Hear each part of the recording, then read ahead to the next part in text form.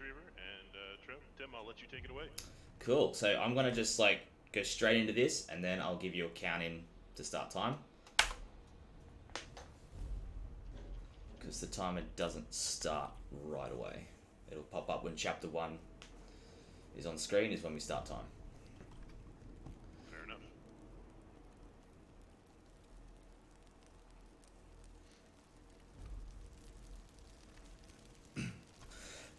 Excuse me. So, well, I'll wait unless you have things you can say before the timer starts. I'll just wait till after. So, like, 3, 2, 1, go. So, good morning, everyone. I'm Tim Trollgasm, and I'm going to be running through The Evil Within 2, any percent no major skips. So what no major skips means is that we can't use any of the big sequence-breaking glitches in the game. There's a few little skips that we can do, but nothing over the top, at least intentional anyway. For those who are like unaware of what The Evil Within is about, you play as a detective named Sebastian, and this organization known as Mobius have created what's basically like a Matrix style thing. It's collective consciousness hooked up to it, and some stuff goes really bad, and it then becomes really spooky. So just gonna crouch and then uncrouch really quickly there. That just stops Sebastian from stopping, and when we get to the top of this staircase briefly, so it's he'll say something, but we don't care because we want to go fast. And so if you're unfamiliar with the first one, because a lot of this story is tied into the first game. In the first game, there's a lot of files that you pick up throughout the whole game that sort of give you a bit of an idea on Sebastian's backstory, being that he lost his daughter in a house fire, which we just saw. Spoiler alert, that was a dream. And then his wife leaves him. And we find out that it wasn't actually his daughter that died in the house fire. It was set up by Mobius because they want to use her to power this particular version of STEM, which is the Matrix style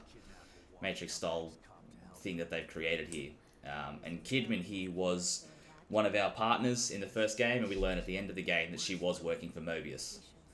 And so after the events, Sebastian just turns to alcohol and just ruins his life. And Lily is Sebastian's daughter. Lily's gone missing, which is why they've called on Sebastian to go and find her, because the team that they sent in there, they've lost communication with.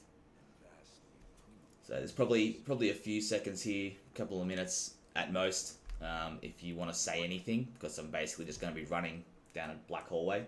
So if there's any donations or incentives you want to read about, or even talk about what green gaming is, go for it. I would be delighted to. So, first of all, this is Green Gaming. Green Gaming is a speed running to save the planet. Each year we pick a charity that's looking to make an impact on our climate crisis. We only have one planet to live on, and we should do what we can to make sure we can coexist on it. This edition of the Green Gaming Fest is supporting Mother of Corals. Mother of Corals' mission is simple. We rely on coral reefs for a lot. They produce a significant amount of the world's oxygen, and more than 1 billion people rely on those reefs for their livelihoods. But coral reefs are in trouble, and now more than ever we need to return the favor. At Mother of Corals, we provide the tools and training to enable coastal communities to create, maintain, and share artificial coral reef habitats with the public in order to increase their environmental and economic sustainability. As far as upcoming incentives, I don't see any current donations. Upcoming incentives, right after Evil Within 2, we are at $35 of $200 to add to the game Murder House to the marathon, which would also be run by Tim Trollgasm here. That's a fun run. Definitely a fun run. I am being told I am quiet, which is weird because that's almost never a thing. I'm a quiet person. I'll give it back to you while I figure out what I can do about me being quiet. Cool. So we've just entered STEM, and this little area is like our safe room kind of thing. It's like a main hub for if we decide we need to upgrade anything, which, by the way, speedrun, so we're not upgrading anything. this, and I think maybe like one other section of the game is where we actually spend any time in here. Otherwise, it's just we're going point A to point B. And so we've just gone through the mirror. There is the system they implemented in the first one, so it was cool to see it come back. And now we're going to find ourselves in this really fancy theater, which is where we introduce the first 2 of 3 movement tech that we use in this game. So stamina is really awful in this game at the base level. I guess all those years of smoking and drinking sort of caught up with Sebastian. So what we're going to do is we're going to tap the sprint button in a sort of rhythmic pattern, and it'll sort of ever so slowly like build the stamina up after each tap, and that's just so we can try and get as much out of him as possible. Otherwise, he only runs for 3 or 4 seconds before he decides that that's enough. So we'll just see a little stamina bar go down ever so slowly. Okay, and this opening section is pretty like Silent Hill in design, like lots of really weird things. In fact, the whole first half of the game is very much based around that weird surrealism type thing. So we're coming up to our first Mobius team member, and he's not alive. What the hell?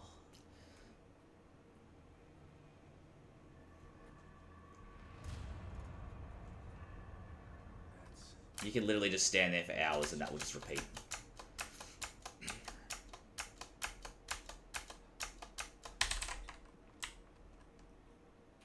Someone tried to block the way out. So pretty straightforward in this intro section, just sort of just traversing, I should say, English, bro.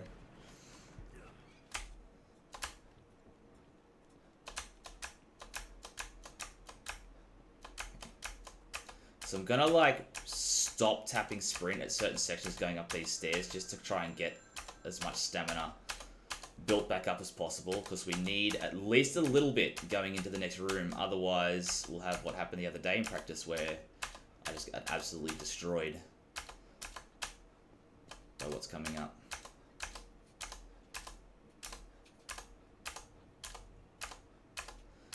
Because for some reason the stamina just doesn't... Well, I don't know, when it's empty going into this room, it doesn't seem to like refill. You need a little bit left in there. So this is Stefano. He's one of the main antagonists of this game. He's very vicious. You have no way to defend yourself in this section. But thankfully for us, he's kind of blind for the first couple of seconds after we gain control of Sebastian. So we're going to use that to get as close to where we need to go as possible. Okay, so if we'd gone any further, he probably would have seen us. Now this is the second lot of movement tech, and that is of using cover to cover. So you'll see that little inverted arrow just popped up on screen for a moment there. Now what that does is it means that there's somewhere that we can run for cover, basically. There's a nice little cover system in this game. So we're going to use that as much as possible now, along with the tapping of sprint, to just go as far as we can without running out of stamina. So you'll notice the stamina actually refills when we're doing cover to cover. And he gets a tiny little speed boost as well. So the more cover to cover abuse we can use, the better. Though sometimes the game likes to just say no. But yeah, anytime there's a little triangle on that screen is when we're able to do cover. And so that's probably the main mode of movement outside of the tapping.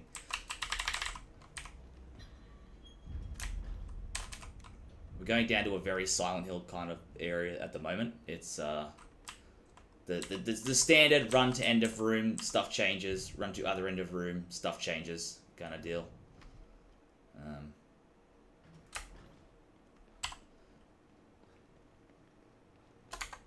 Okay. So you hear a noise, and that's an audio cue to bang. That means we turn around and go to the other area. Bang, just like before, and then we open this door, and Stefano's waiting for us. Yay!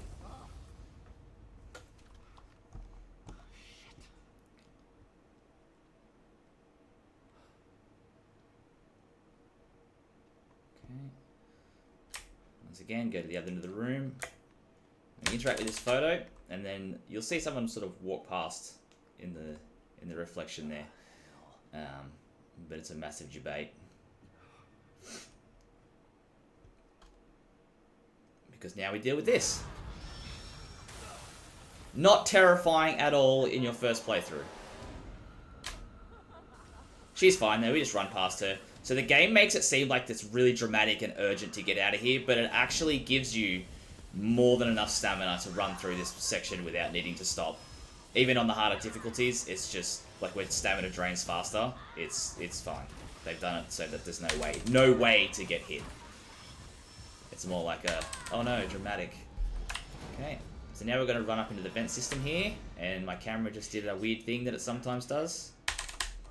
If you input too early and hold onto it too long, sometimes the camera's like, just does like a full 360. You never know where you're going to end up. Okay. And so coming down here, I'm actually going to walk backwards down this this ventilation shaft here, and that's to stop a little scene here where Sebastian gets thrown back from the Guardian sticking this saw blade through the roof. So because he's walking backwards, he still plays the animation, and that'll push us closer to where we need to exit from the vent here. I'm sorry to break in. I'm just trying to find out if I'm audible now. Oh, okay. Yep, I can hear you. I don't know if stream can. Alright, so this part here, we're just gonna... The Guardian's gonna break through the wall, and we're gonna have to leg it to that elevator here. But I'm gonna be using this as well as the keyboard.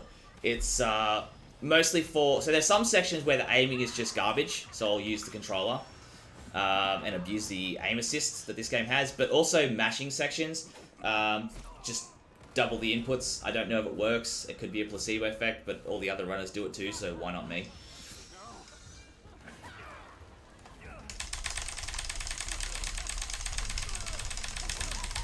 Okay.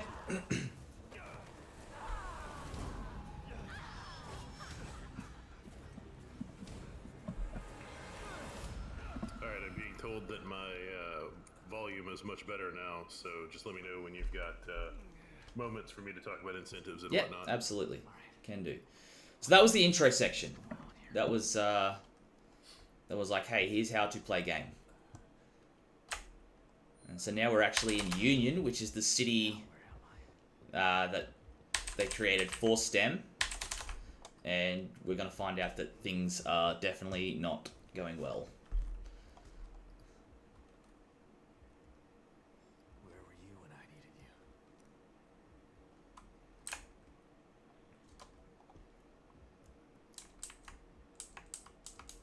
So on the easier difficulties, once you get below like that marker on your health, it will actually regenerate. So rather than use that health item that the game places there and suggests we use, we're just going to let our health regenerate normally. And skip this phone call because we don't care what Kidman has to say. And we're going to start implementing the third movement tech, which is used sort of when we're getting really low on stamina mostly, and that is like just tapping aim.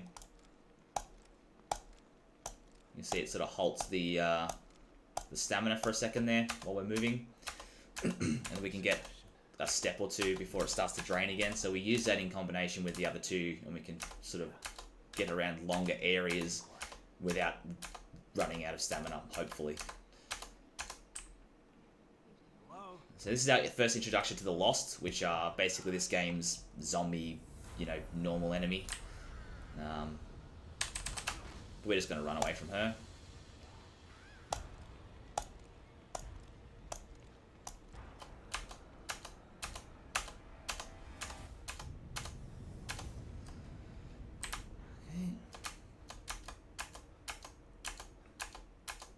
If we were to go to the other side of that car, Sebastian actually stops and... Okay, he's doing what he's not meant to do. That's great. I was going to say, he doesn't actually look at that sign, but he just did it anyway. Okay, so I'm going to heal now. Healing refills stamina. So we use that every now and then, just when it's like, okay, we actually don't have enough stamina at all to get through a section, whether there's the tapping or not. It's one of those sort of last resort things. Okay, so we've just seen O'Neill run into that safe house, and I don't like O'Neill. He's a bit of a jerk.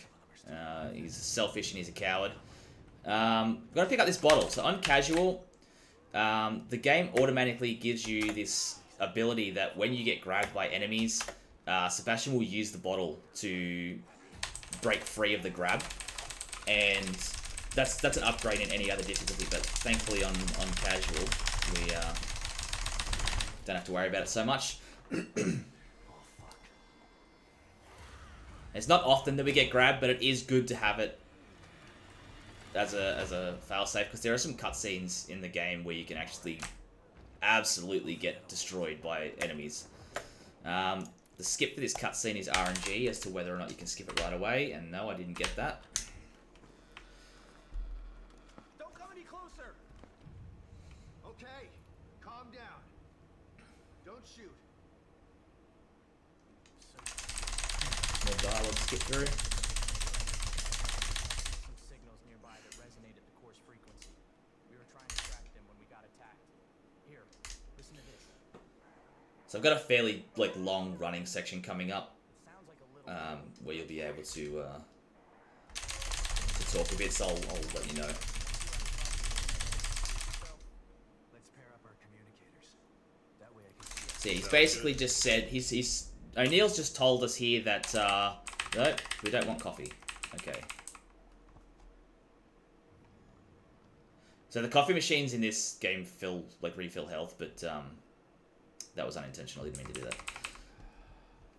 What we have to do now is we have to activate this workbench to be able to start doing field crafting. You can't actually do field crafting until you've interacted with a workbench. And they're used for making ammo and all that kind of fun stuff, upgrading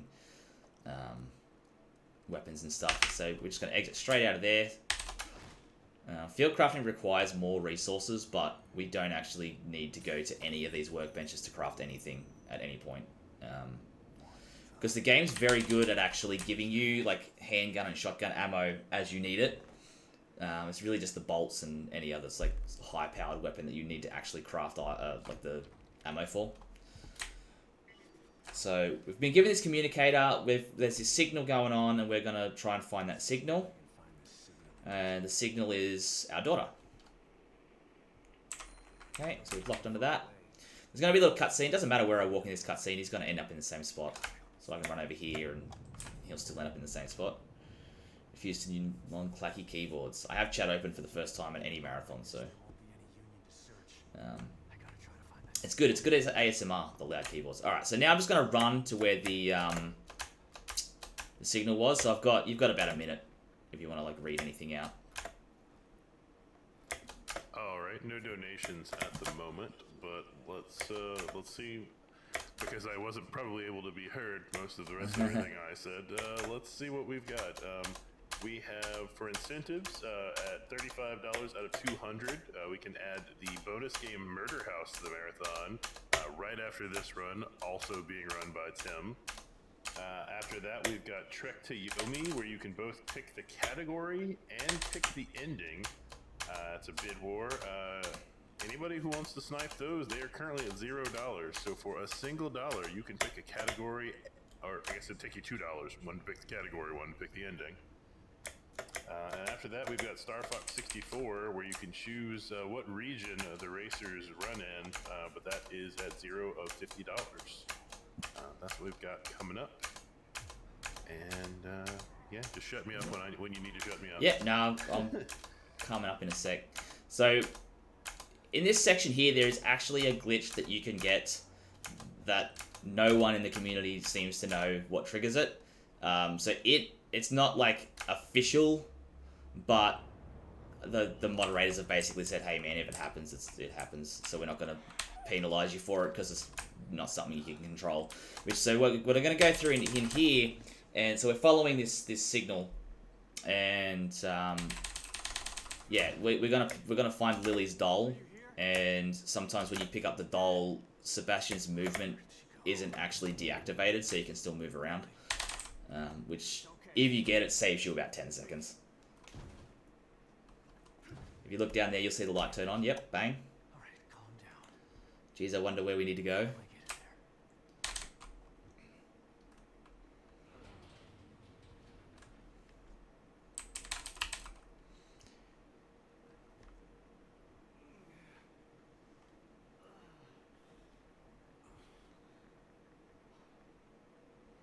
there. Okay.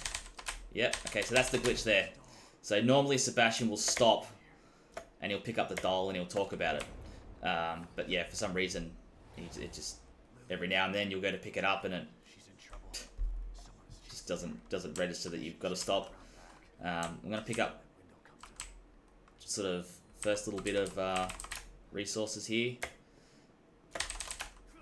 So we need to pick up all manner of nails and smoke powder and gunpowder and all kinds of stuff to craft bolts specifically, which we'll get to that soon. Okay, so at the moment we're just following where all these like signals are leading us to. It's just a big game of hide and seek, really. What the? Another signal. I'm coming, sweetheart. Okay, Just hang. there's actually another glitch you can get in this section here that is absolutely awful, and it launches Sebastian over that fence, and then you need to reload the checkpoint. So that's always fun. It's almost like this game was published by Bethesda too.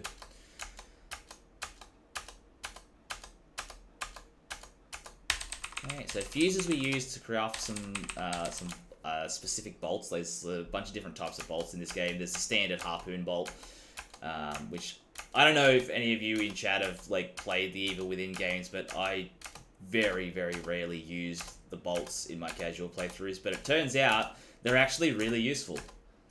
So fuses create shock bolts, nails and gunpowders and stuff create explosive bolts, and there's a few other bolt types as well.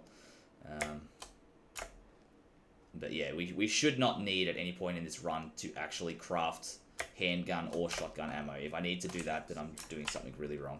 Okay, again, we're just going to follow this signal.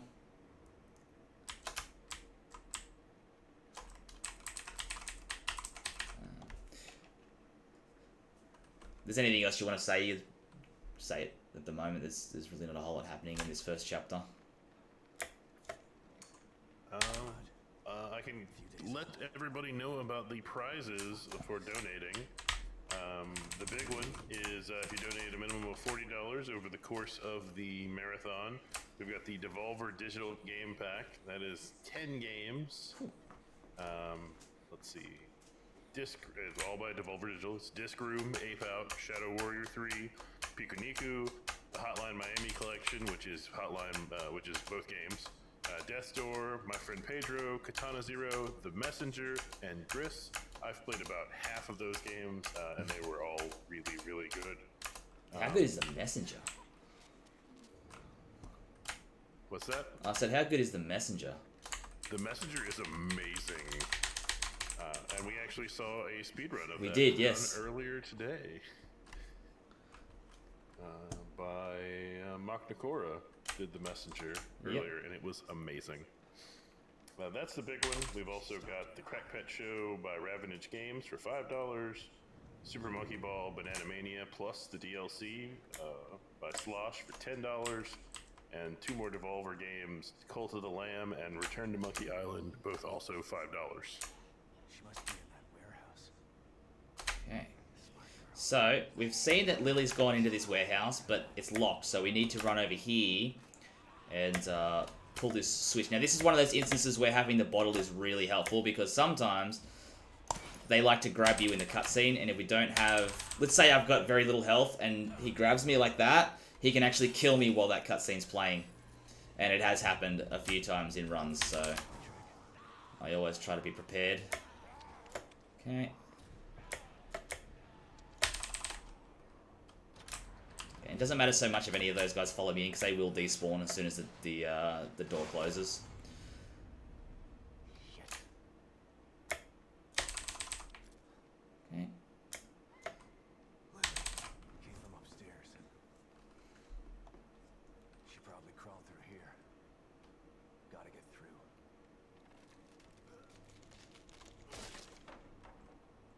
so we're just gonna again abuse the cover to cover a bit more. I can get him to slide if I do it correctly. No, he didn't want to do cover to cover. If you hit cover to cover before that little scene plays of him like stopping, he'll do like a little slide on his knees. That's cool. Okay. Okay, bang. Those boxes can sort of land in really awkward places too. And then they'll just jump on you, and it's not fun. Okay, so we're about to go pick up the shotgun, and this is one of like 2 areas I think you can pick up this specific shotgun. In a normal casual playthrough, you'll probably find it in the marrow somewhere, which we're about to sort of enter after this section here. If okay, I was going to say, if I look up, he won't stop and say there's another doll, but I was a little bit slow on that one. That's just one of those little, like, half-a-second time saves. Him. The murderer with the camera. And the son of a bitch has my little girl. I was so close. Damn it. Calm down. Think. I gotta save her. No more signals coming into this communicator. I need to find another way. So when we're approaching, Not sure I can trust like, ladders and stuff, you can actually run down through it. You don't actually have to activate the ladder itself, but it only works if Sebastian's running full speed. Otherwise he kind of just stops, and that's not great. Otherwise you kind of have to end the phone call and then try. So yeah, if you could hit it as he's pulling out the phone, it's like really quick. Bit more Silent Hill type stuff, just switching between, you know, the theater and Union. There's only one cover point here, so we've got to manage our stamina a bit.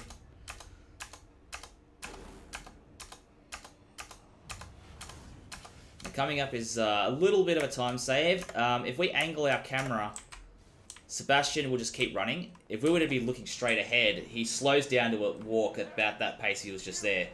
And that just saves a little bit of time too.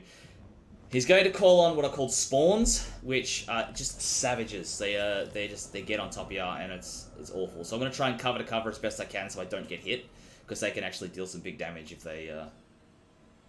you let them.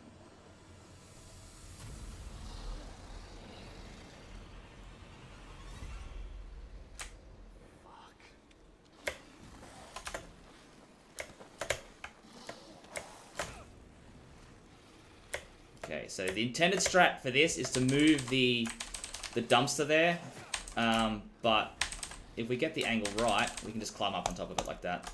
And he does get stuck, and if he does get stuck, you just tap aim real quickly, and he'll come out of that. And hopefully we're going to get to where we need to go without them coming out the front and hitting me, because they have a tendency to do that as well. They're very sneaky boys. Okay, so they'll just despawn now.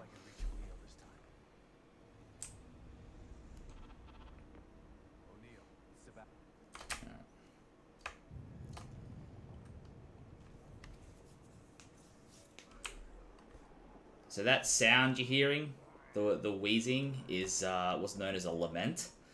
And they're a bit annoying to deal with too, because if they spot you, they scream. That's the lament there.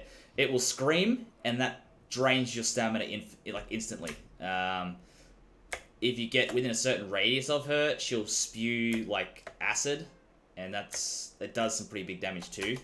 But the last thing you want to happen is her to grab you. If she grabs you, it is an insta-kill. So we're going to do our best to not be seen by anyone. Because dealing with the Horde of Lost and the Lament in this section is just disgusting. Okay, so this is the bow I was talking about with the bolts that we pick up. So we're about to grab a couple of shock bolts. The game's sort of hinting at, hey, here's what you can do with a shock bolt by showing this cutscene of the fire hydrant breaking. Okay. So now we're heading back to speak with O'Neill. We've done everything we need to do in this particular section for now. And he's going to send us through the marrow to investigate something.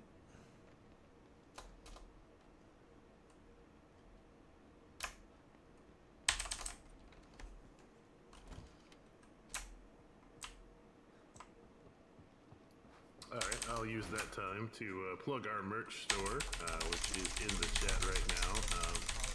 And any merch you purchase from the merch store will donate $5 to our charity, Mother of Corals. And the designs are really awesome. They were designed by a member of our Discord. And it's really cool stuff. I have a mug from last year, or not a mug, like a vacuum coffee thing. Okay, so he's just told us, hey, you need to go to the Marrow. And he mentions that there's like a gas leak in one of the tunnels there, so he gives us a gas mask. And so we're just gonna basically run in a straight line from here to the next building. So if there's anything else you need to plug, go for it. But speaking about the merch, am I correct in mentioning that there was like a really cool sort of Halloween beanie design, or am I imagining that? There is a beanie that is glow in the dark. That's what I'm thinking of. Yeah. There's some pictures of it in the Discord, and it looks really awesome. If I were a beanie person, I would totally buy it. But I'm too hot-blooded for that. So, fun fact, I'm an embroiderer. So seeing that in the Discord was like, oh my god, this is amazing. So, really good embroidery job on that thing. And just the fact that it glows in the dark was like, hell yeah. So you just see there, I was too busy talking about embroidery and ran out of stamina, but that's okay. We can catch our breath fairly quickly. So right now I'm just going to equip the 2 weapons we've picked up. And you'll see that glowing box at the end of the runway here. And that's... I'm going to let her walk past. I don't trust her. If I shoot that with a shock bolt, bang. That shorts out the thing and opens the door. I mean, when she screams, she drains your stamina. I'm going to go through this door. We're going to pick up our first smoke bolt. Now, you can't craft weapons in this game unless you've like picked it up first. So like I wouldn't, if I missed this smoke bolt, I wouldn't be able to create smoke bolts. So you need to have one, at least one in your inventory to be able to craft them. This is the computer O'Neill was talking about. Let's try that password. Show that's IRL. Damn. Alright, so I'm going to craft an extra shock bolt here just for safety, because there's a really stupid shot coming up. In a proper PB attempt, the timer actually stops in the Marrow section, so we use that to our advantage to craft any or as much stuff as we need to, whether it be bolts or whatever. So the intended path is to go through that door, but that's slow. So if I sort of aim in this blood pool here, no, missed it. You can actually activate it from this side of the wall there. No, game. Seems like things didn't go so well down here either.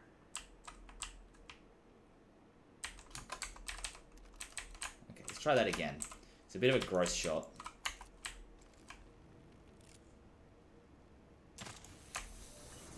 That was like a pixel off the first shot. Anyway, that just saves you having to run through like that door and then go through a small vent system and waste a whole bunch of time. So coming up next is a little fun section. It's basically kill all the enemies to open door. So okay, so I'm gonna take out 3 of these guys before I do anything else. Sir. And when we go to this door, there's like a little, almost like an RE2 style signal puzzle. And if we activate it right away, Sebastian will talk. But if we... Oh, got ahead of myself. Basically, if that hand pops up on screen when we activate it, it skips this whole dialogue. And we can just do the puzzle right away. Okay. So now we're going to go and kill everything that we see. And that'll get the door moving.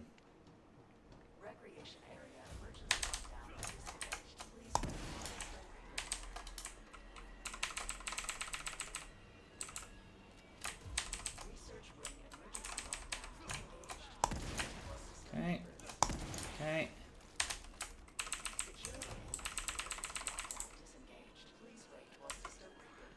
So this is a hysteric, and they can be really nasty too. Like, they're one of the early enemies that just deal lots of damage, and they're quick. So that's everyone that we need to kill. That was a pretty decent session, minus messing up that. Hope that's it. Need to conserve ammo. If I remember correctly, the old way to do it was to literally just stand, like, be on that ladder there, and eventually the game would just time out and go, alright, yeah, whatever, but it was worked out that you can just kill them really quickly. Okay.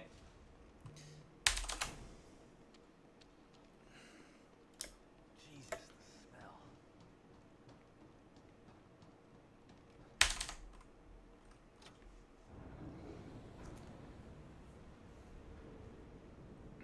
So once we go through this this pit here, we're going to get into the section that was mentioned earlier, with the gas leak. Excuse me.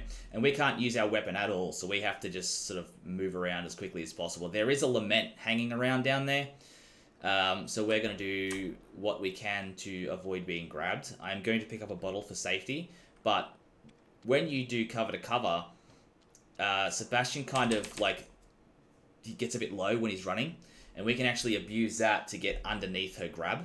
So if we time it right and hit the angle, we can actually just cover to cover underneath her, and we don't have to worry about it all that much.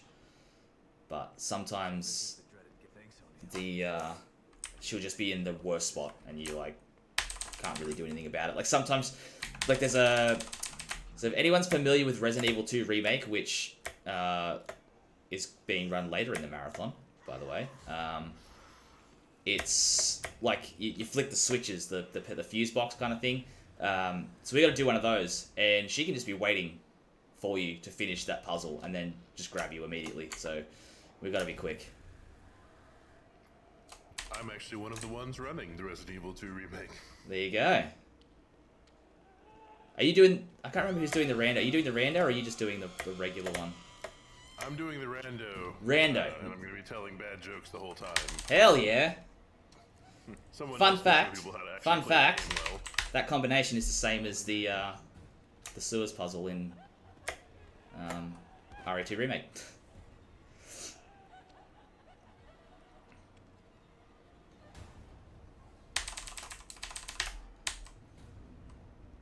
Alright, so that's that section done. Thank God.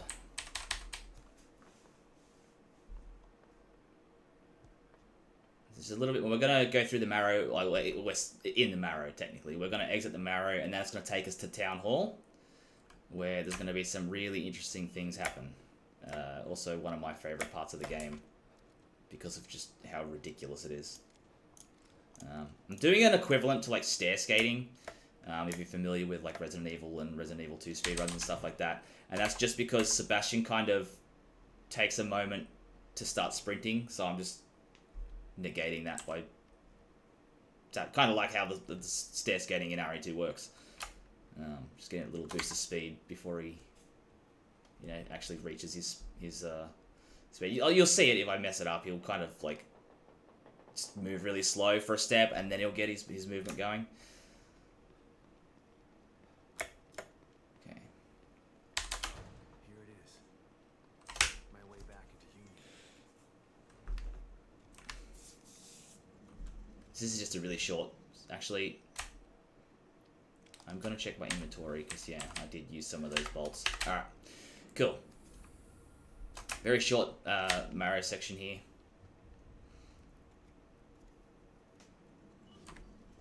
So when we get to Town Hall, we're going to be faced with another Guardian, which is that big monster from the start that's, like, made of other body parts and stuff.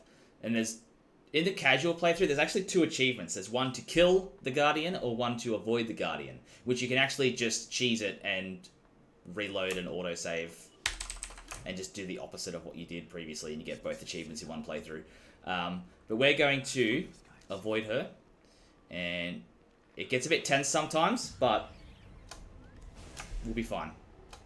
I should also mention, my plan is any death in this game, I'm going to donate $5.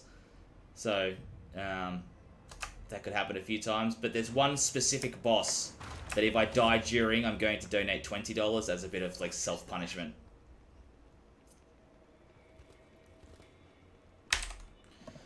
And speaking of donating, we still have some incentives coming up. Pick the category and the ending for Trek to Yomi, which will be happening after this run, unless the Murder House bonus game is met, which is still at 35 of $200. And choose the Star Fox region for a Star Fox 64 points race. Also coming up after Trek to Yomi.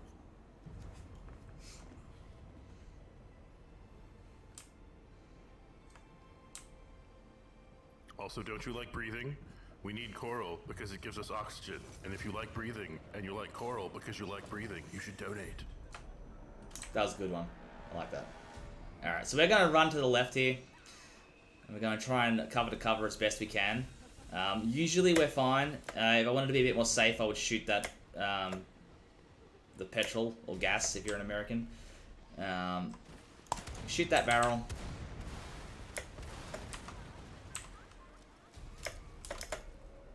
So just sort of prepping myself for the next section. Sometimes those things are just in the worst spot. Alright, so I'm going to pick up our first instance of the explosive bolts, and then I'm going to drop this shock bolt there, bang. I'm going to hope to God that she doesn't come up on me too soon, because it's very close. Alright, we're good. Sometimes that's very, very scary.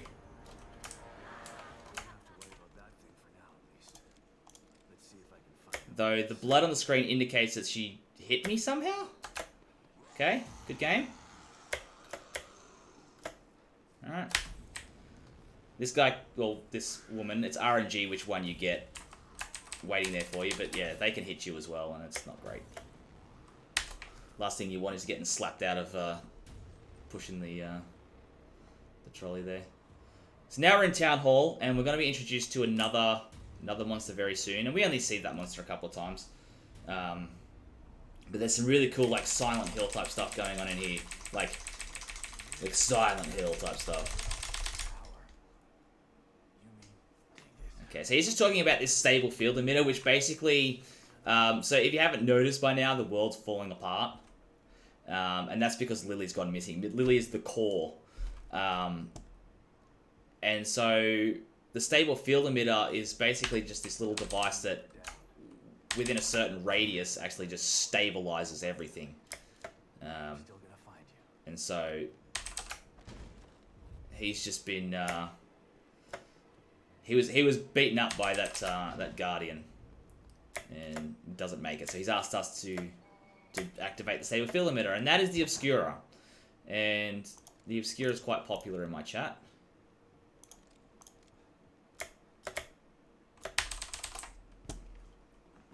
So it's a neat little puzzle here. It's like we got to put some jewelry on a mannequin and a rose in a vase, and then take a photo, and that'll open up the next area.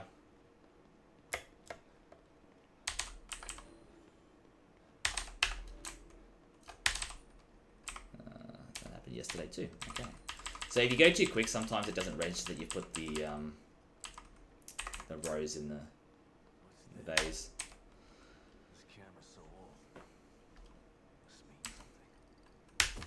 Okay, and so now that backdrop is actually something we could run down. So we need to look at all of these paintings.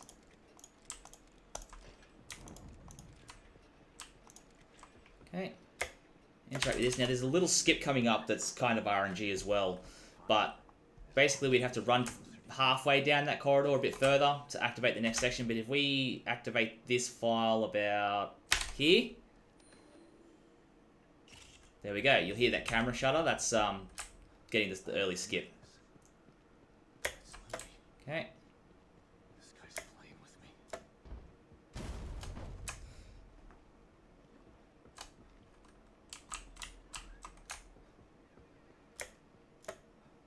And this is the typical run down corridor a couple of times, then stuff happens. Horror game type trope. Okay.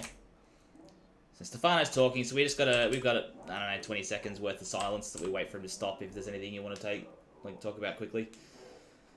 I don't know that 20 seconds I can do any of my normal things, but I will ask, Because the only thing I remember, I've never played the second game, but I played the first one, is the weird chair in this game. Yes, but we don't use it. You're talking about the upgrade chair, yeah? Yeah, the chair of nightmares. Yeah, no, it's in the game. It's in like the hub section.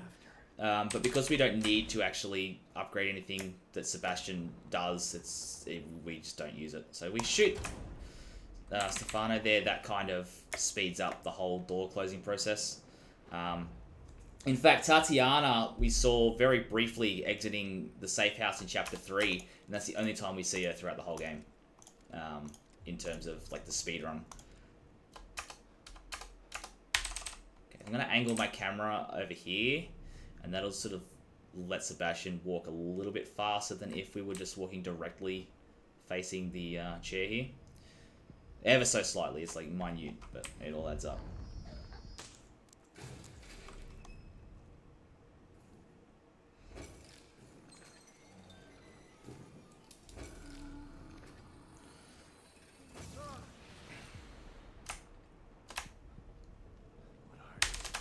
Okay, so you said before that like 20 seconds wasn't really enough time to talk about anything. So how does like a minute and a half sound? Well, I can do all kinds of things with a minute and a half. All right, so this is my favorite strat in this entire run. So what's it called? The Obscura is basically going to try and stop this stable field emitter.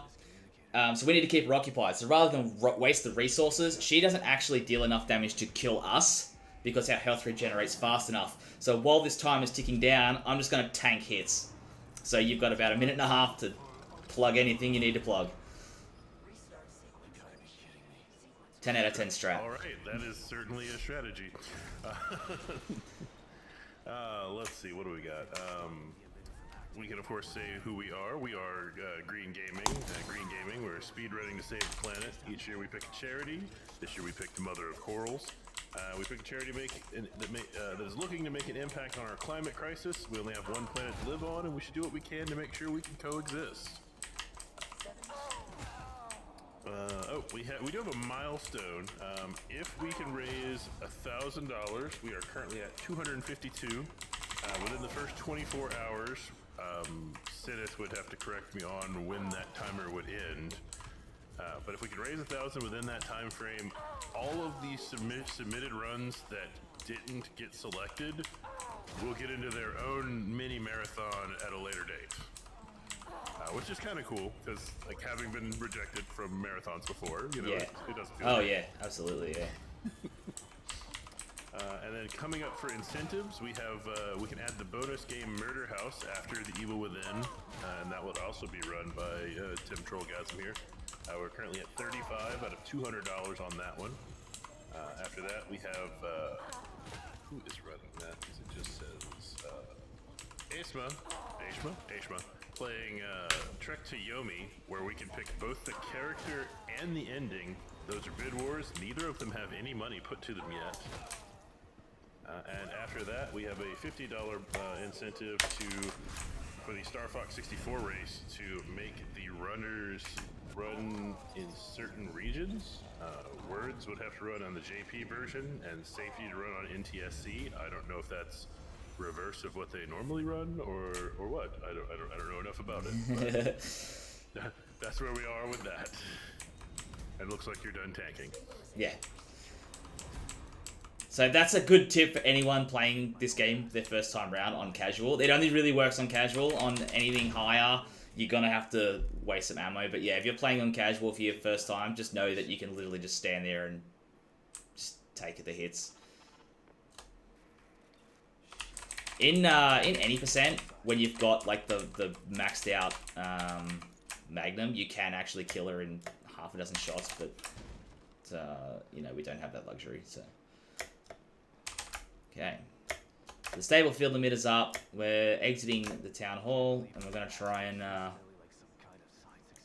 track down Stefano again.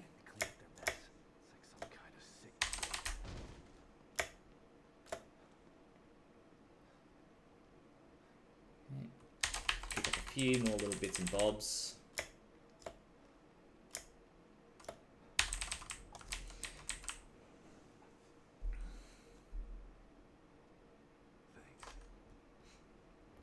Good chat, Kidman. Figure out where he took her. Right, so we're going to find out.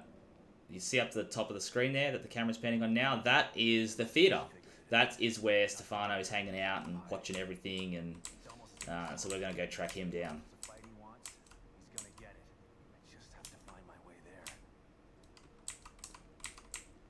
there. Okay, camera kind of locks a bit weird here to start with, so running there can be a bit gross and can actually lose a bit of time. If you hit that angle wrong, yeah, you got to like readjust yourself and you just lose a second or two. Okay. Manage some stamina. Okay, so we're going back into the marrow now. Nice. And we're going into a very slimy room. Let's just say that. But I assure you, chat, it's not what you think it is.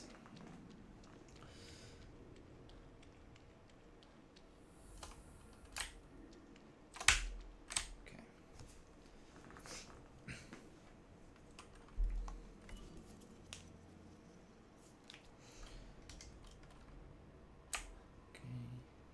So this was locked previously, so it's going to open for us now. It's just going to almost like we being invited somewhere. Lily? This place is messing with my mind. So coming up to this big staircase here, I'm not going to do the stairskate type thing just because, like, once Sebastian actually picks up his full speed, it's actually a bit quicker to just run. Though I will have to start because my stamina's looking a bit gross.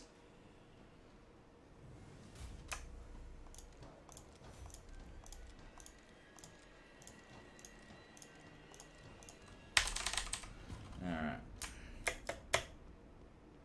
What the hell is this stuff? That's a lot of goo.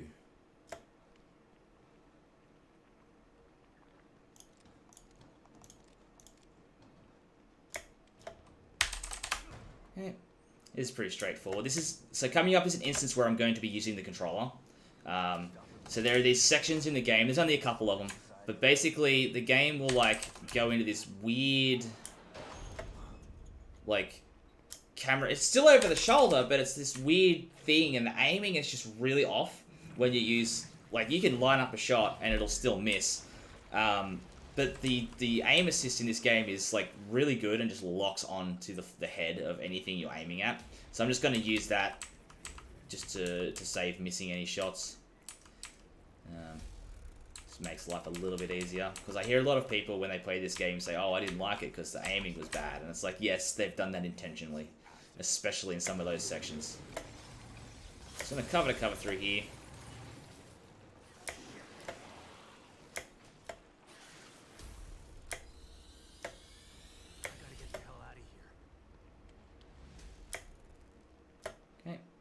So yeah, we're going to run to this door, think we're safe, and the watcher's just going to be like, no.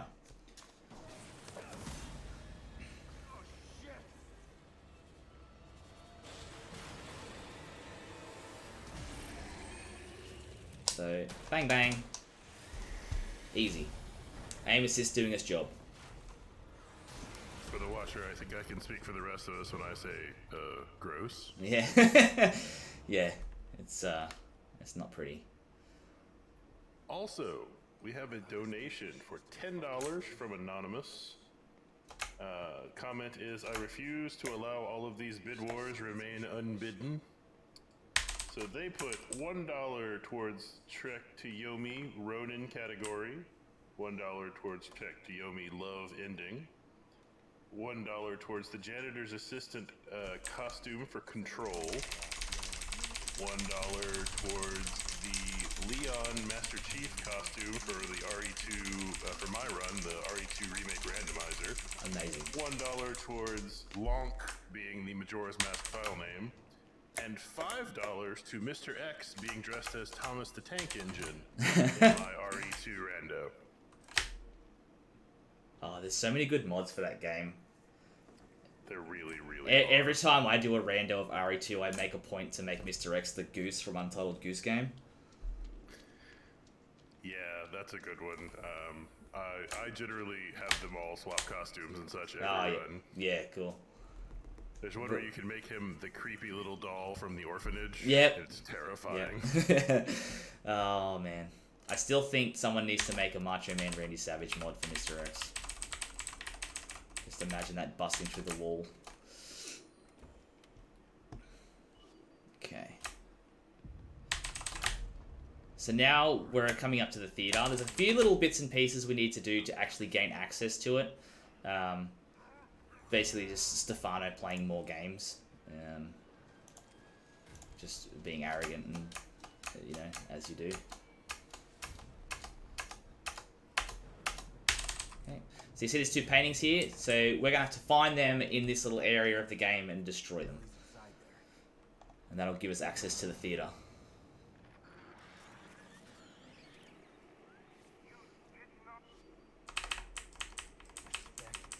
So yeah, Stefano just goes on this big rant about how we don't respect his art, and we're having none of it, so. Try and cover off this, this wall here.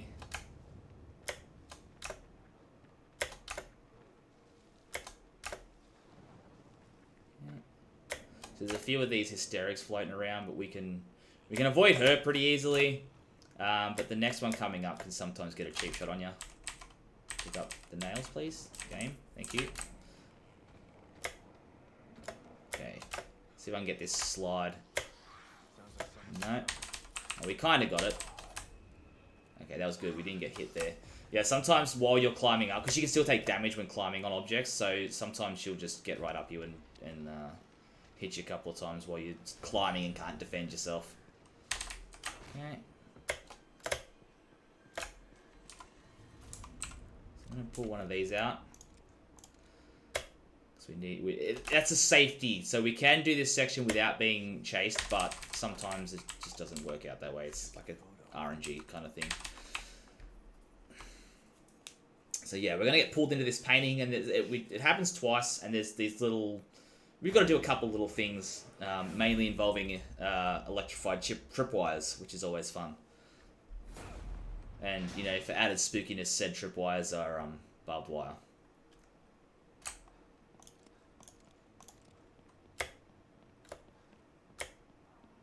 Okay, so the Obscura is floating around. This will be the last time we see the Obscura.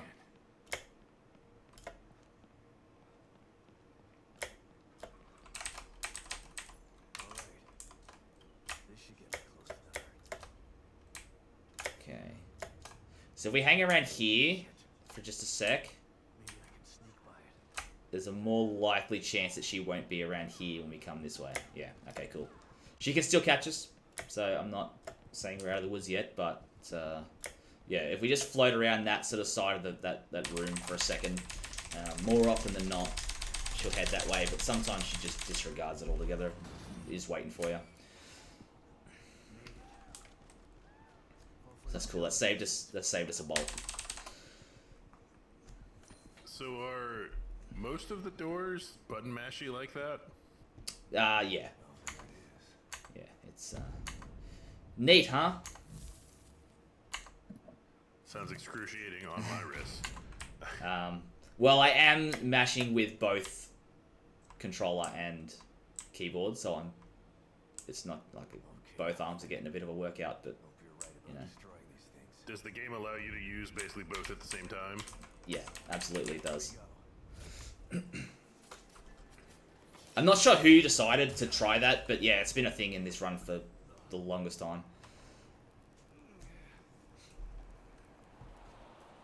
It's like when I'm mashing, you'll see it'll pop up with like E and joy, and it's just like going between the controller and the keyboard.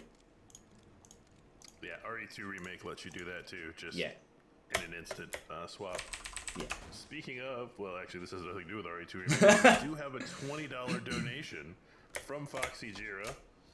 Comment says, here's the Kinsei mode for Trek to Yomi. So that's $20 towards Kinsei being the character for Trek to Yomi. Thank you for your donation, Foxy Jira. And thank you for your donation, anonymous person who put like $1 on 5 different Bit Wars also. So we're just heading over to this this bar here to do the second painting. Yeah, I never quite progressed to using the keyboard in RE2R runs. I was always a controller guy. And that just comes from being a console runner for the first 12 months of running it. I at some point did because my Xbox controller broke, so it was I gotta run it on something. Yeah, that's fair.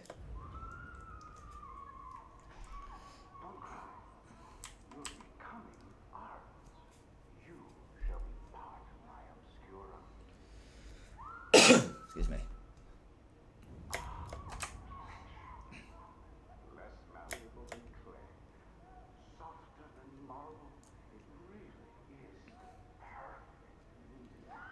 So after we pick up this key, like if we need the ammo, it kind of just randomly spawns there, but we're not going to worry about that. We should have more than enough. But yeah, just another little tip for casual runs.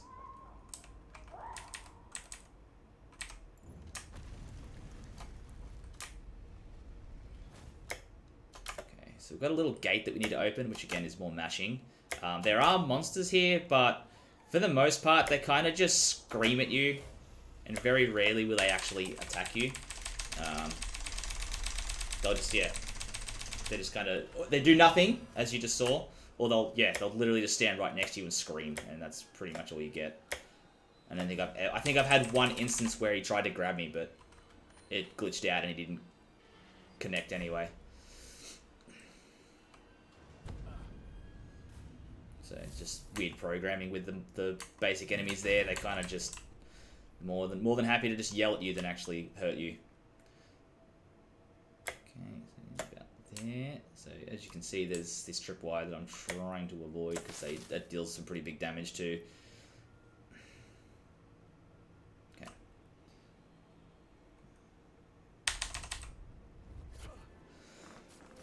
Right, so now that we've done both paintings, we can actually head back to the theater and we go through some more like crazy stuff. Like a really cool section coming up. But ultimately this is like, hey, we're going to go fight Stefano. Like Sebastian's just had enough of him. And to be fair, I think Stefano's had enough of Sebastian too. Say goodbye to the Guardian because this is the last time we see Guardians.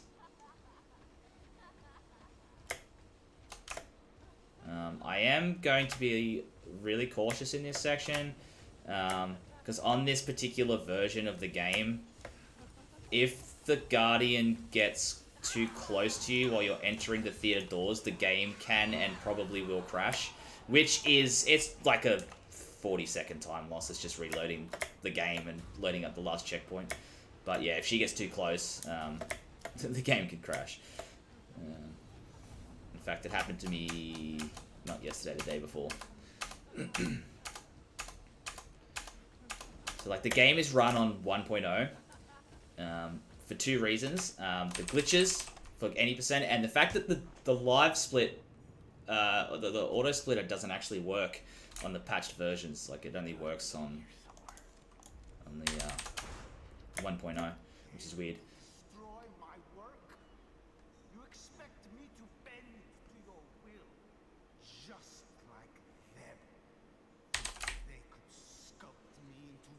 So not a whole lot we can do here. He's just kind of talking and, you know, making himself out to be like this big tough guy.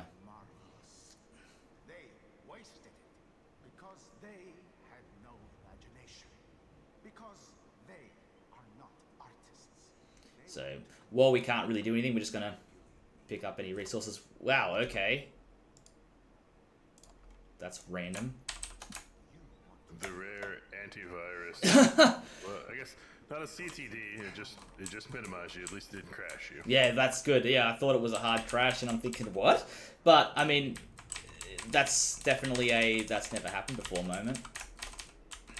Would you like to open the door, Stefano? That's never happened before. I've never had my antivirus minimize my game in the middle of a run. Not a marathon run, at least.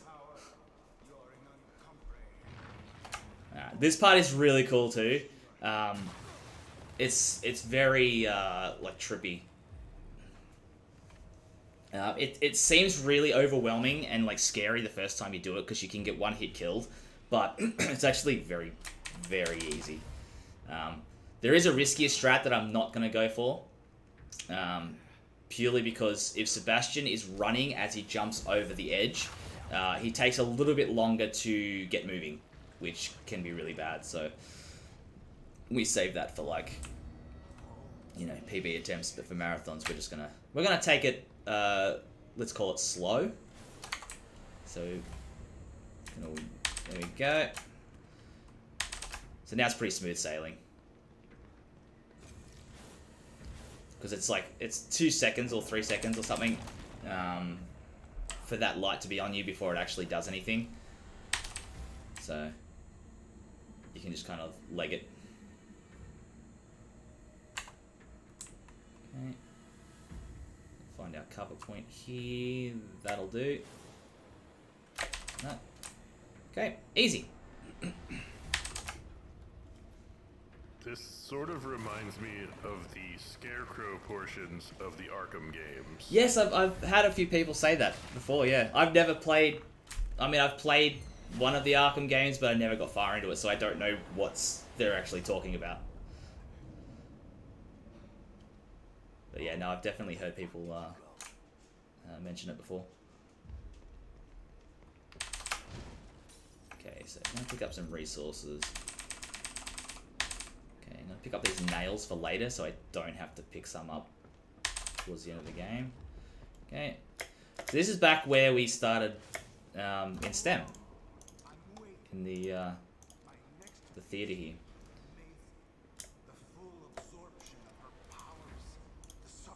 So yeah, all the doors that were locked in the intro section are now open, obviously. We're just gonna streamline and head straight for Stefano because I'm sick of him.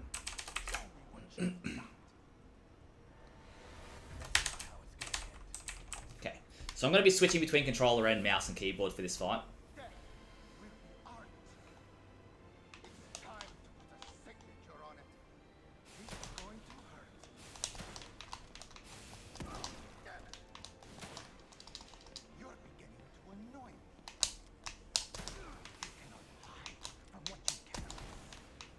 Okay, so that was a good phase one. Now he goes Super Saiyan. Wait, are you switching like mid-fight or between phases you're switching? Between phases. Sometimes I'll switch mid-fight depending on how well I'm playing, but... because he sort of teleports around the room, so you do have moments where you can just kind of do what you need to do.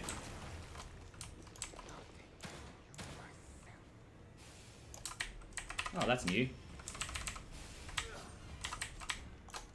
Oh, I missed that shot. That one's on me. So he's going to be over here now. He generally has like pretty predictable spawns, but there are some things he'll say that determine how he's going to approach attacking you. So bleed for me is like he's just going to be teleporting around. Philistine is he's just going to charge you.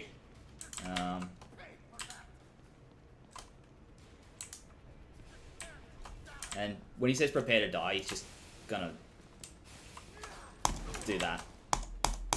Bang. Alright, so that's Stefano. Stefano's dead. Now, in your first playthrough, you're gonna think, oh, okay, cool, that's the end of the game. Mad, let's go. But no, we're only halfway through. This is the halfway point. I was about to say, we've still got like over an hour left on the timer. Mm-hmm. So this is where the game goes from Silent Hill fan is photography major into Hell Cult and Slayer fans. So it's going to get really, really orange. Yeah, the first half of the game did have a very Silent Hilliness to it. Yeah. Yeah, this whole section from here on out is very much like, you know, hell and... well, you can see. Do you get to rip and tear is the real question. Let's say yes, in a manner of speaking. As much as an alcoholic detective can.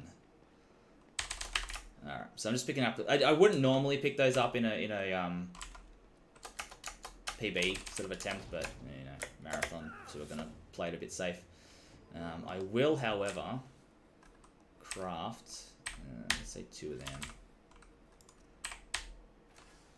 There's not really many marrow sections left to do this kind of stuff, so we are sort of limited to doing it in-game, but in an RTA, a run like this, it's not going to matter too much. So you use in-game time for actual timing?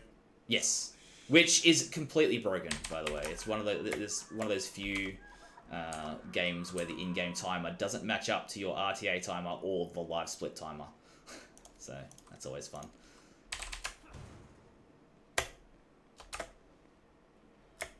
It's a very broken live split. If you haven't noticed already, there's a little quirk with the timer where if Sebastian gets hit, he actually the timer actually pauses for like 3 seconds. It's really odd, so it makes retiming PBs for the mods really, really frustrating. All right, so we're gonna kill these 2 guys because they're gonna be a bit annoying later on if I don't. Okay, took a little bit longer to line that up than I would have liked. So I'm gonna place a shock bolt here. That's gonna come in handy in just a moment. And so to get through this gate that's locked, I need to get a like a valve wheel or a crank. Very, very typical horror game type stuff. And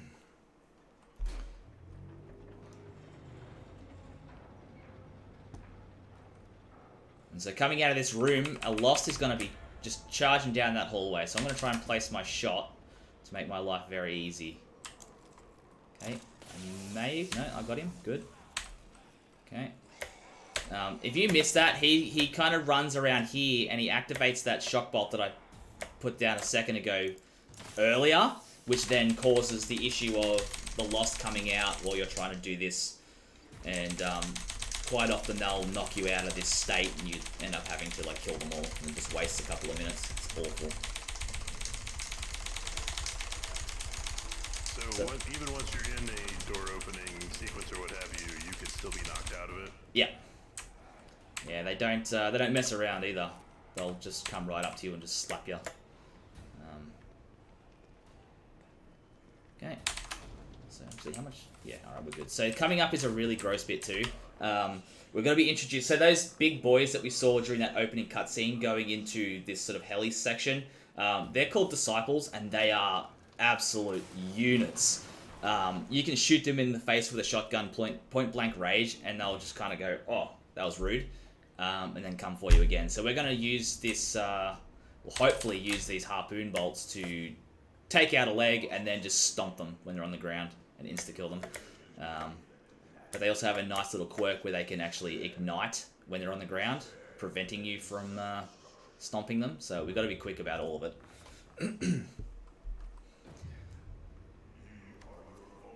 Because this is a very death-heavy section if you're not careful.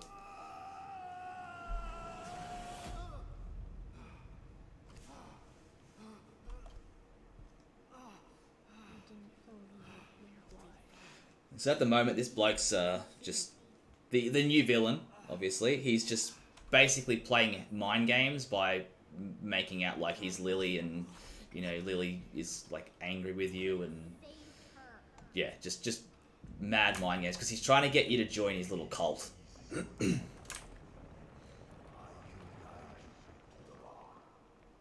are you? What do you want with me?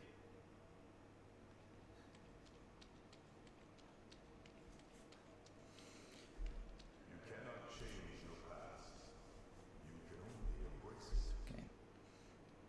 So this is going to be a big old debate too. This is not actually Lily. Is that Lily?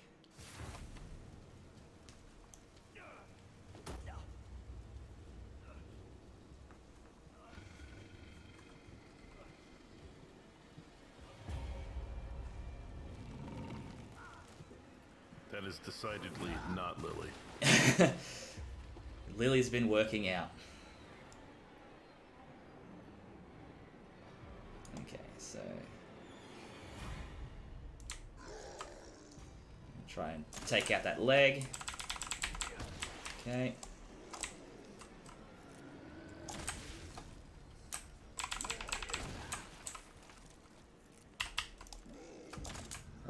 Missed that one. Okay, so they'll like try and football charge you. Oh my god, I missed that shot as well. Alright.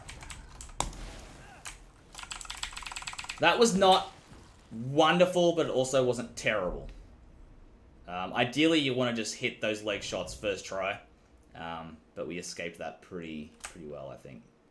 Okay, so we're gonna activate this. And then while that's doing the little dialogue, we're gonna pick up some resources. Just, you know, save time. Okay.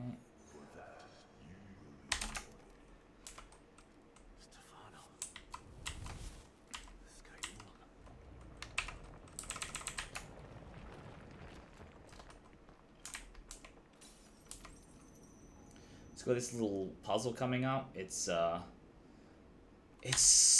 ridiculously simple, the combination, but I don't even want to tell you how much time I wasted on this puzzle my first playthrough. So we start from this side. It's 2 to the right.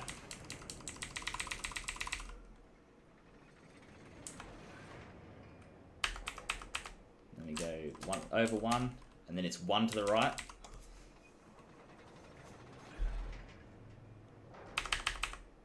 And then we go over 1, and then it's 2 to the right.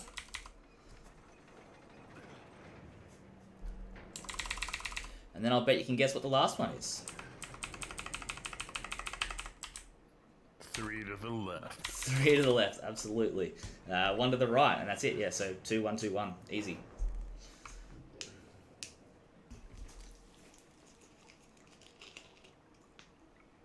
Sometimes puzzles are just too simple, and you convince yourself, no, there's no way the answer is that easy. Exactly. It's not possible. Yep. It's gotta be more complicated than Yeah. that. There's being like, oh, look at these fools.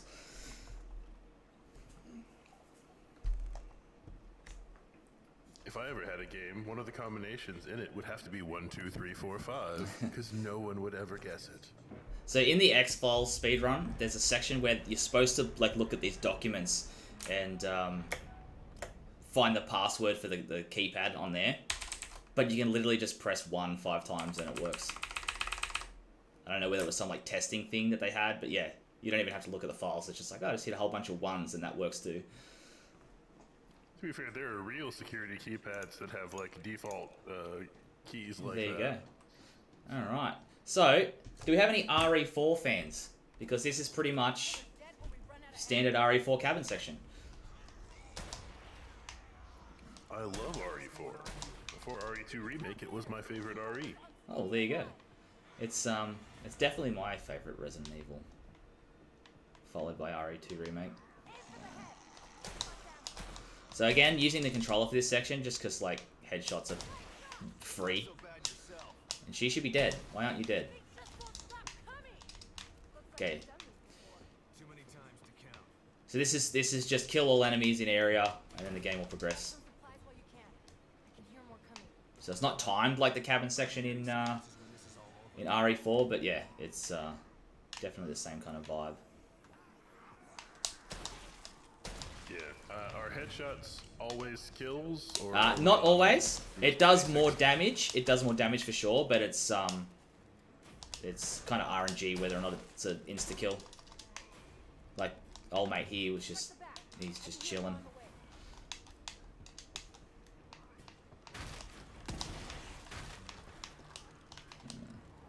Alright, well, while you're slaughtering these zombies in a cabin, I will talk about so upcoming incentives. That looks like the Murder House incentive. Nope. Oh wait, there it is. It just got moved down the list for some reason. Adding Murder House after this game is at $35 out of 200. That's a bonus game, also run by Tim Trollgasm. After that, we've got Trek to Yomi. We have $21 to $1. $20 to $1 to pick the category. Kinsei is winning at 20 to 1. With the ending, we have $1 currently winning with the love ending, and we are at 0 of $50 for Star Fox 64. to make words run on the Japanese version of the game.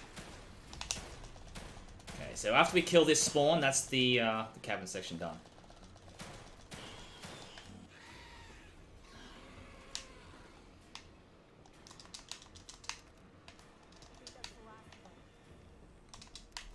Alright. Cool. So that was alright. So this woman is going to introduce herself as Torres, and she's going to go on this big sort of explanation as to what the hell's going on. So this part is very like slow moving. So it's definitely another area where you can like talk about incentives or the charity or green gaming as a thing and whatever else. Can do. Speaking of green gaming, we are Green Gaming. Green Gaming is speedrunning to save the planet. Each year we pick a charity that is looking to make an impact on the climate crisis. We only have one planet to live on, and we should do what we can to make sure we can coexist. And, Tim, I have to ask, do you like breathing? Like, is that a thing you like to do regularly? Oh, from time to time, yeah. Me too. I'm a big fan of oxygen, making it into my lungs. You know what helps that happen? Mother of Corals. Mother of Corals' mission is simple. We rely on coral reefs for a lot. They produce a significant amount of the world's oxygen, and more than 1 billion people rely on reefs for their livelihoods. The coral reefs are in trouble, and now more than ever, we need to return the favor. At Mother of Corals, we provide the tools and training to enable coastal communities to create, maintain, and share artificial coral reef habitats with the public in order to increase their environmental and economic sustainability. We like coral reefs because we like breathing. Don't you all out there like breathing? You should donate because you like breathing. Oxygen's important. Got it. I'll just... Cool. So at this, there's still a little bit more like slow walking, like, hey, here's plot points. But so far, Torres has basically explained. So I didn't mention it earlier, but after the Stefano fight, there's a cutscene we skipped where we've learned that Sebastian's wife is actually in STEM and joined Mobius as a way, because she did all this investigating because she was a detective as well, and learned that Lily had been taken by Mobius, and so she joined up with Mobius, and she's got this plan to sort of get Lily out, and it's all gone to poop. So the plan was, hey, if everything goes bad, we get Sebastian in, and so Torres is just filling us in on this whole thing that, it's gone bad, that's why you're here. So she's just telling us what's going on. And then he mentions Theodore, who is the big bad now that we've defeated Stefano. So yeah, there's still probably a minute worth of, like, hey, here's plot to make things make sense. So yeah, you got a bit more time if there's anything you need to talk about. Of course. If Theodore is the main bad guy, he must have already killed off Alvin and Simon. What else can I talk about? Oh, merch. We have a merch store. I think, yeah, if you scroll up a little bit, or maybe exclamation point merch, we'll say. No, exclamation point merch does not, or maybe it has to be done by a mod. I'm not sure. Regardless, we have a, oh, there it is. Yeah, you should check out the merch store. There's some really cool stuff, designs in there. There's a glow-in-the-dark beanie that there's pictures of in the Discord, and it's really awesome looking. And $5 of every purchase from the merch store goes towards the charity. Also, if you're just in it for the prizes, that's okay. You should be in it for the oxygen, but if you're in it for the prizes, if you donate a total of $40 over the course of the marathon, you will be in the running for the Devolver Digital Game Pack. There are, I guess, 15 of those to give out. There's 10 games in the pack: Disc Room, Ape Out, Shadow Warrior 3, Pikuniku, the Hotline Miami Collection, which is both games, Death's Door, My Friend Pedro, Katana Zero, The Messenger, and Gris, or maybe Gree. I think it's Gris. It's Gris. I've played about half of those games. All of them were really, really good.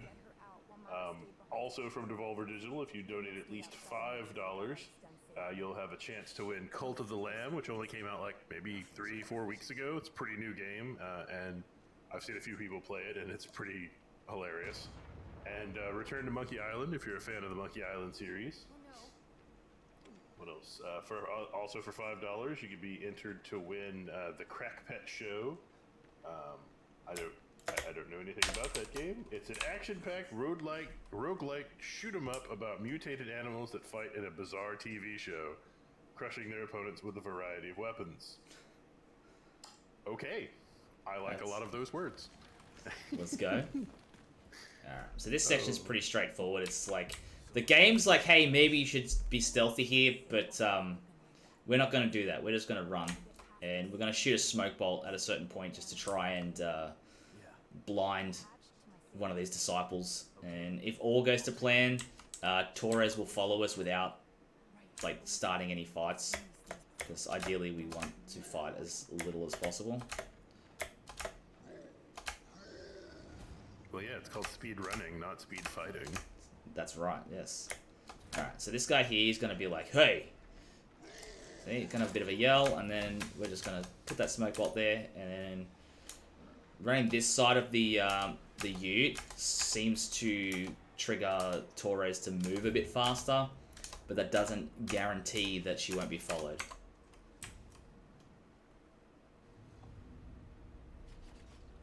Yeah, so she's like fighting him at the moment. Torres, please. What are you doing, dude? This is like the worst RNG I think I've ever had in this section. Oh god.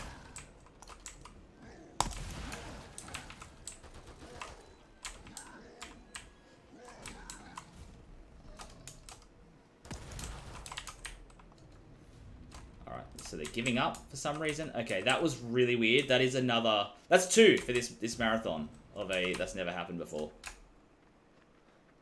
I've seen her fight 1, but not 3 at one time. That was weird, dude.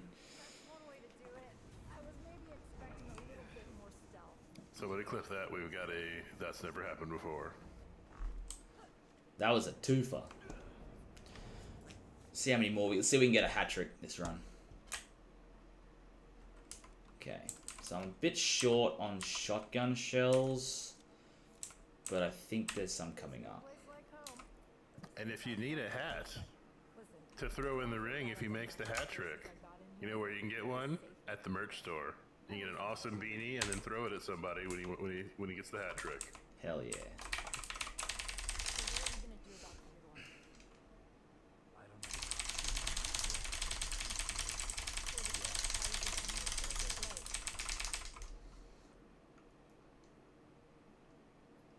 So from the sounds of you skipping that dialogue, there's no way to just skip the whole conversation. You have to skip it line by line. No, it's definitely one of those you have to skip it line by line. There are some where you can just skip a whole cutscene just by holding one button, but yeah, it's a lot of it is you've got to do it line by line.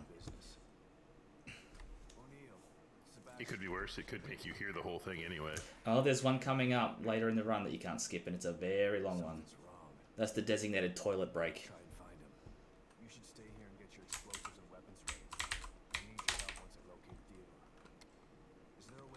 Well, that'll give me plenty of time to tell people about green gaming Absolutely. and Mother of Corals.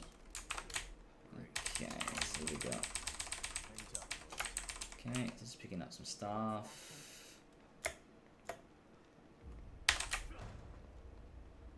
Okay, so we're going into a very like Resident Evil type section here. It's like absolutely lab sections of RE games.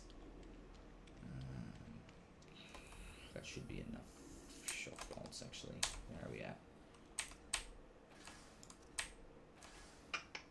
Yeah, alright, I'm just being safe here.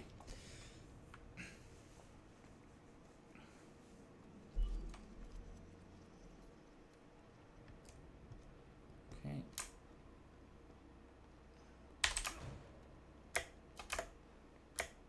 So we're going to meet up with Hoffman just briefly before we go into the labs. Here's a code for you. Well, we're going to meet up with Hoffman's, like, ghost. It's like another signal. And as you can see, Theodore's managed to find his way into the marrow, which makes things a bit yikes.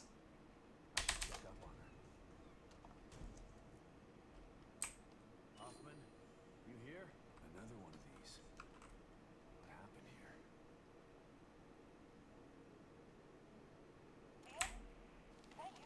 Okay, we can't actually, like, skip that. We actually have to lock onto the signal, which is a bit annoying.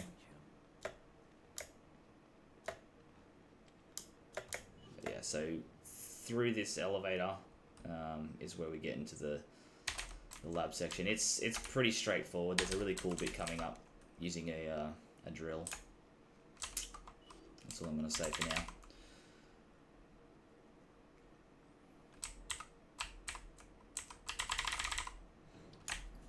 Alright, well, I've got a minute. We have a $10 donation from Gertie that says, "Good luck to all the runners and GG to those that have already done their run. Love the overlay, by the way."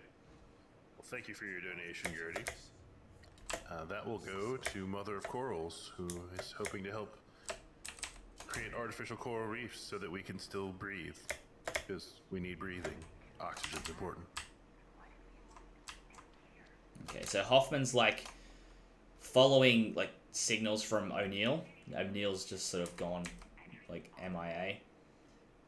So she's trying to find him, and she's a bit confused as to why he would be down here, which makes sense given that previously he wouldn't even leave his safe house to help Sebastian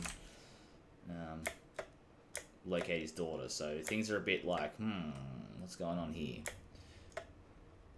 So we need a cerebral chip to be able to enter where Hoffman has gone. So we're going to find one in here.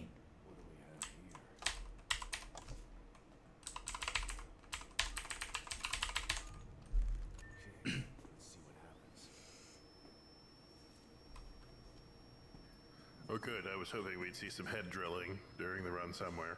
Yeah, it's not a good run unless there's head drilling.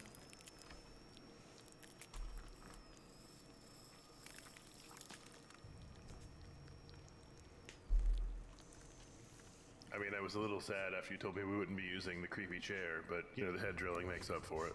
Absolutely, it makes up for it. Alright, so we've got the cerebral chip. We're not going to implant it, thankfully. But we've got it. Okay.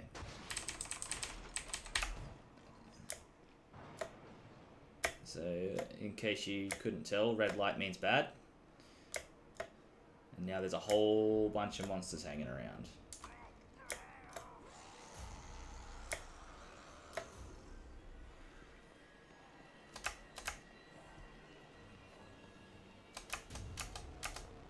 So I'm going to try and take this a bit slow. Bang.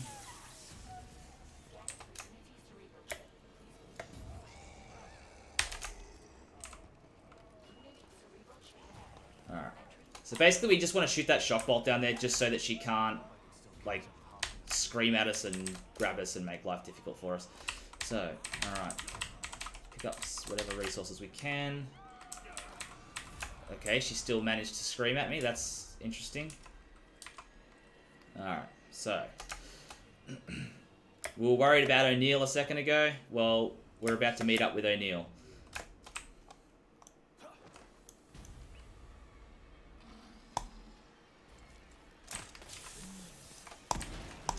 So I'll explain this fight afterwards, just because it's a bit, like, finicky to...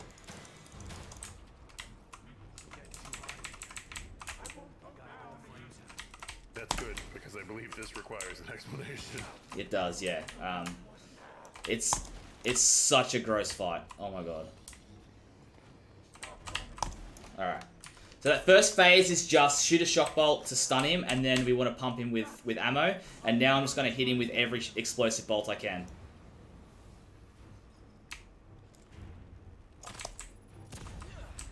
Sometimes he, like, just doesn't even register that he's been hit by an explosive bolt, but he seems to be cooperating. Alright, That's O'Neill. That was the boss fight mentioned previously, that if I was to die, I would donate $20, but that wasn't great, but, I mean, we lived, so. I mean, currently, you're over. You have no deaths.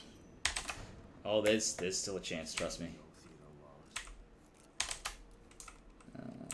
Okay, so yeah,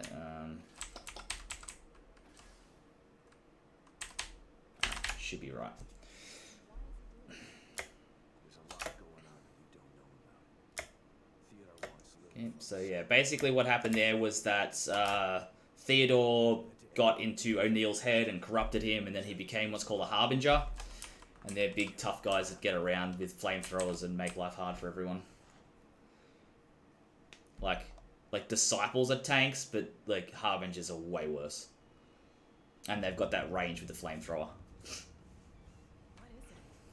I don't know that I've ever played a game where guys with flamethrowers weren't just bad news. Yeah, you've got a point. like a stable field matter. Whatever it is, O'Neill said to destroy it. So that's what I'm gonna do. Okay, so we're going to give Torres a ring now, and she's going to come and blow this contraption up, which, as Sebastian just said, looks a lot like a stable field emitter, but we're going to get rid of it. Because O'Neill tinkered with it after having been corrupted. I'm almost ready over here. Let me know when you're good to go.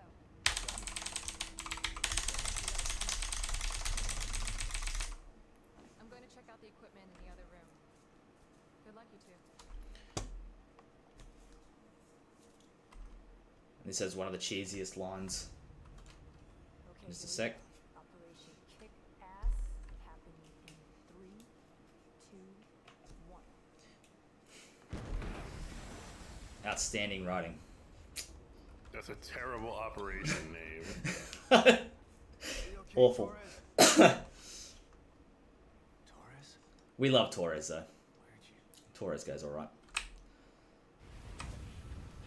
Alright, so Theodore's messing with us again. And now we're in this, like, weird, hellish hell section. Well, luckily there's a Dark Souls fire right over there. Oh God. Okay. Really? I'm just gonna sort of refill some ammo while I'm attempting to manage stamina here. Alright, we're good.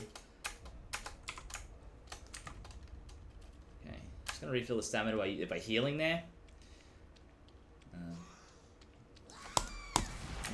Try and take care of her. And then we've got what's called a glutton. And these guys like self-destruct. And he's a bit further away than I would have liked him to have been. Alright, we're good. So they deal huge damage. That might be bad because he's just spotted me. This might be an instance where you see me get knocked out of this state. Or assuming he hits me. Yeah, okay, see, there you go.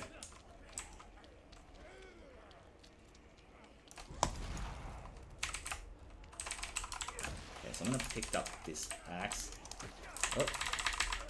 There you go, there's that bottle coming into play. So this is what I mean when I say, like, you can lose a lot of time by getting knocked out of those states, because if he had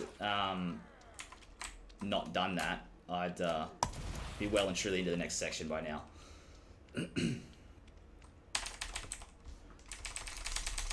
So that's unfortunate, but it's not the end of the world.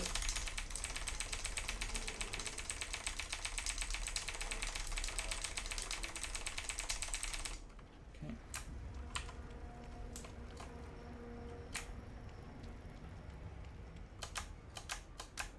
And so now we're basically just like running to... You might be able to make it out, but there's like a door at the end of this room here. So we're just aiming for that. There's the old Bugs Bunny have a door sort of thing, except we're not actually going to open it like Bugs Bunny. We're just going to walk around it because that's logical. Okay, I'm going to pick up this doll. We get another little cutscene of Lily being like, "No, you're bad. Terrible father." And then it's going to cut to another little area in this little hellscape.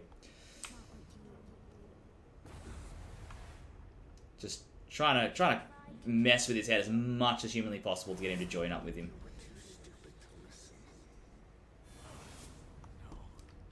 No, this isn't right.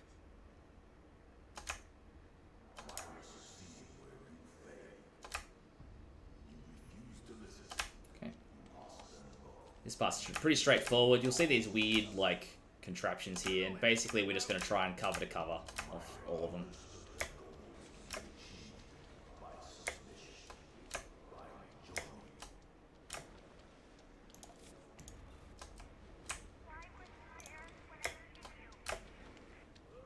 Okay, go to this one, I think. Yep.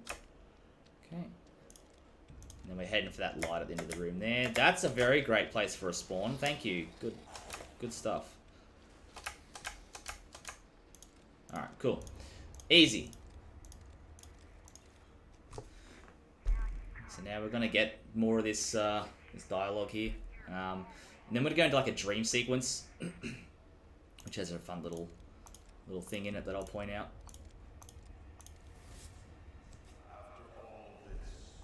So you've probably got maybe 30 seconds to a minute or something if you need to say anything. I do. I need to find her. Fine. Then come to me.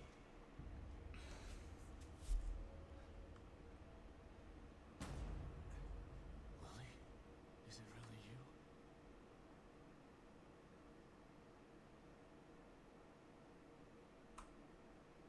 Debated again. It's not actually Lily.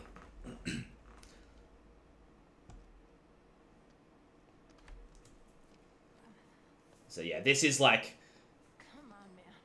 this section's a bit longer too, where it's like, oh, stuff's happening. But then yeah, after this little dream sequence is going to be a really long section where you can read out donations and incentives and all that kind of stuff. Late game has a lot of that, where it's just like unavoidable, unskippable cutscenes, which seems odd that you'd be able to skip them so early in the game, and then the rest of the game's just like, nah, you can suffer through it. You can't let him get to you. You gotta give that son of a bitch some payback. Sebastian? What's wrong? Are you alright? You've been working too hard. It's making you delirious. Myra?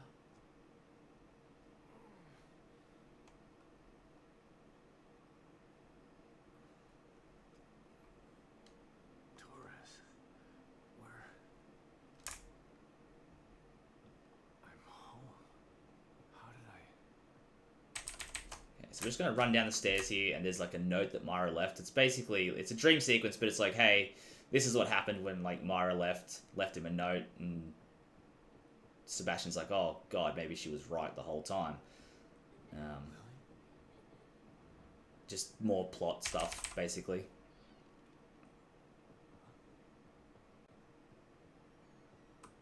Letter. Myra's last communication. It was hidden with her files. It sounded so crazy at the time. But I should have believed her. Negative. So if you look at the communicator on Sebastian's belt, it's currently horizontal, and when I gain control, it's going to flip around, and it's really cool. Whoop. Guilt for what? It's their fault, not mine. They took everything from me. I didn't start any of this, but I'm gonna finish it. And God help anybody that stands in my way. All right, so this is a long section I mentioned, so feel free to talk about anything. What?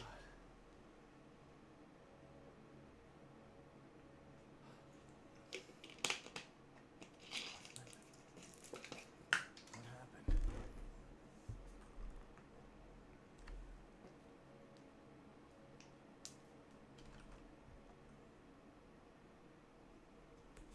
She brought you here.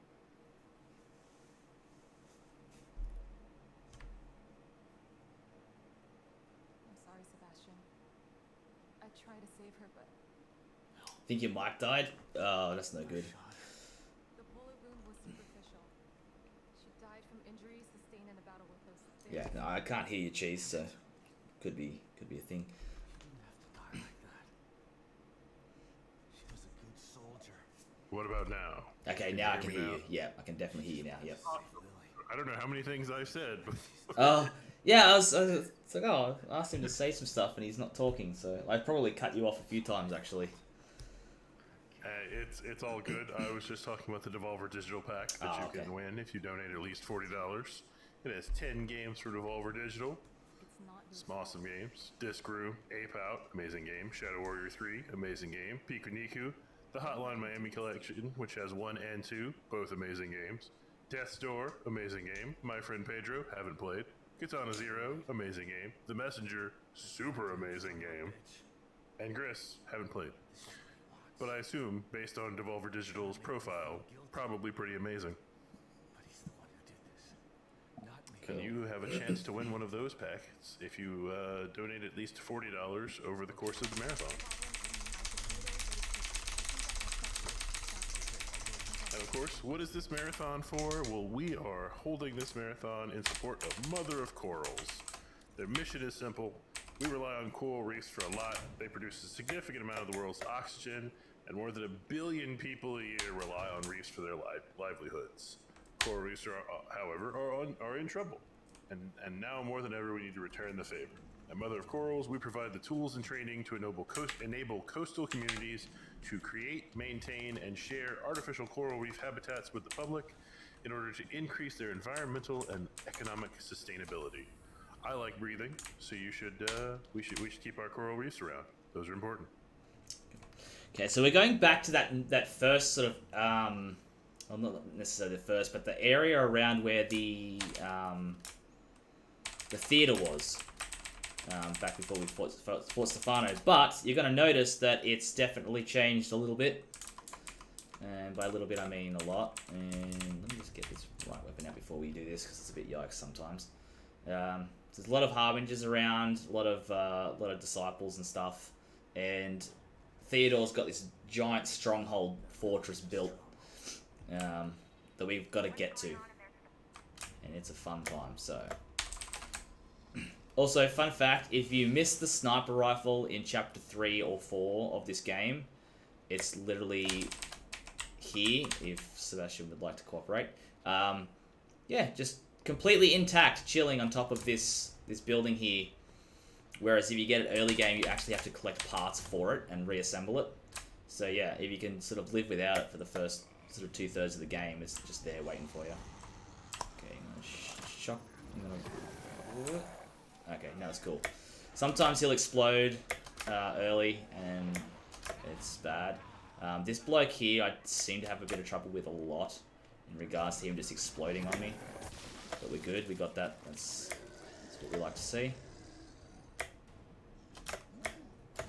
Oh, okay, that's rude.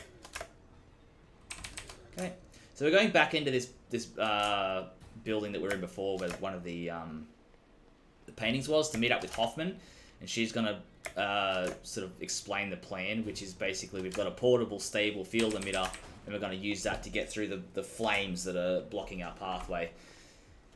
Which is another instance where I'll be using controller, because it's just easier.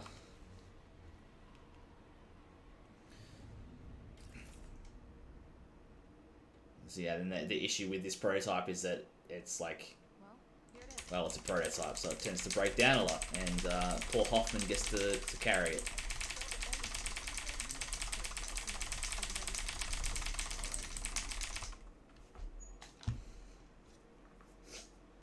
And so this is another section. It's kind of like you got to kill all the disciples to get through,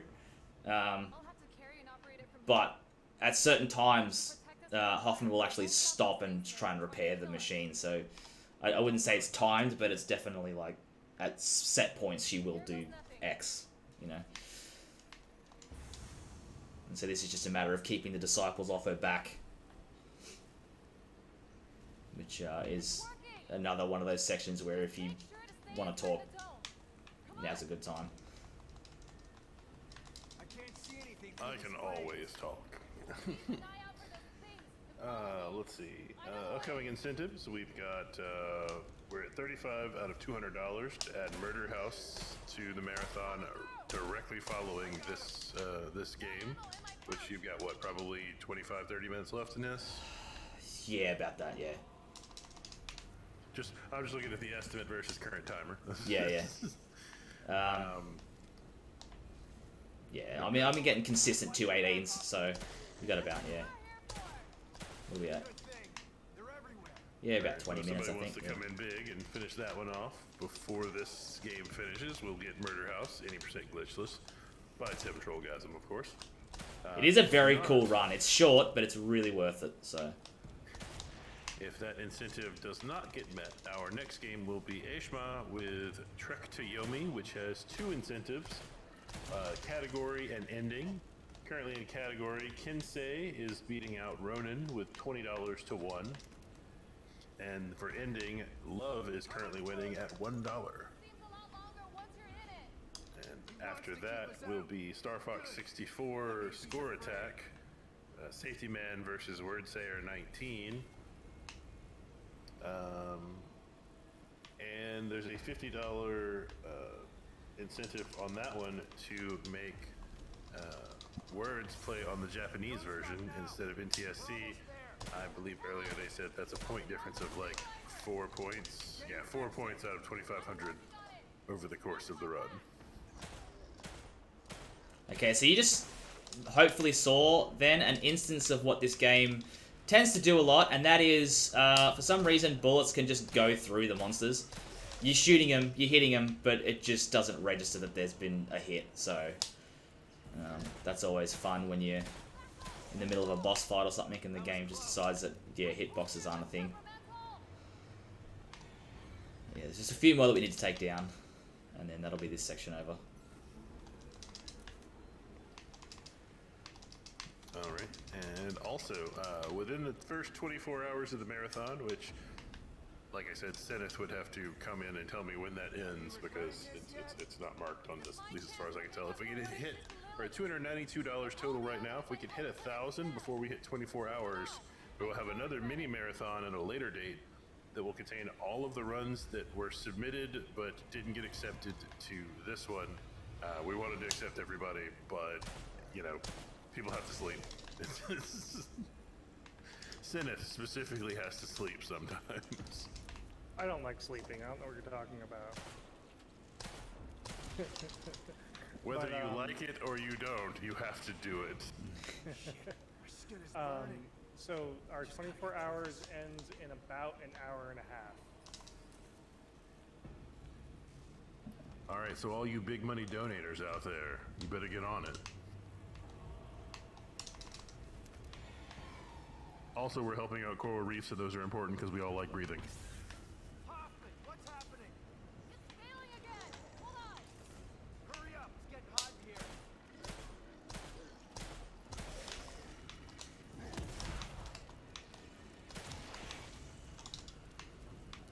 And you can win some cool prizes. Okay, Like so Crack Pet Show. this should be the last guy. So that, once he's dead, it'll play this little cutscene, and then we're getting into like the sort of final area of the game. So there's still about 20-ish minutes left, a little bit more. But yeah, this is where everything's kind of like really sort of starts to happen. Like, This game really changed tones at the middle. absolutely did, yes. After all of this, I'm the only one left.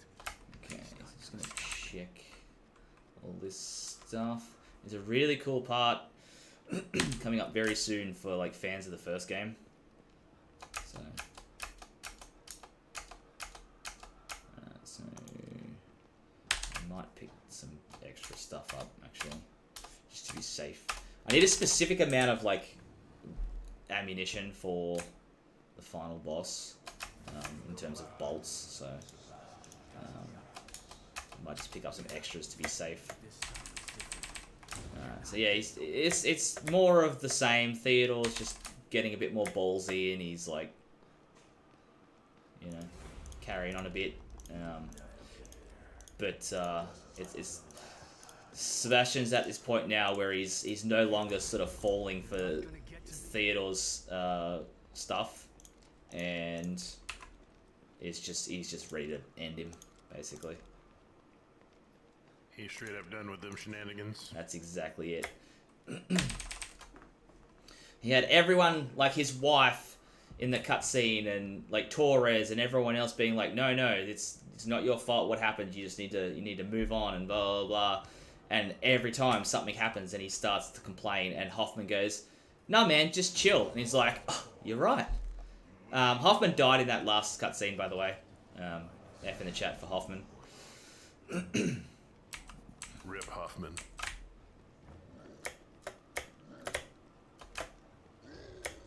Okay, so okay, that's great.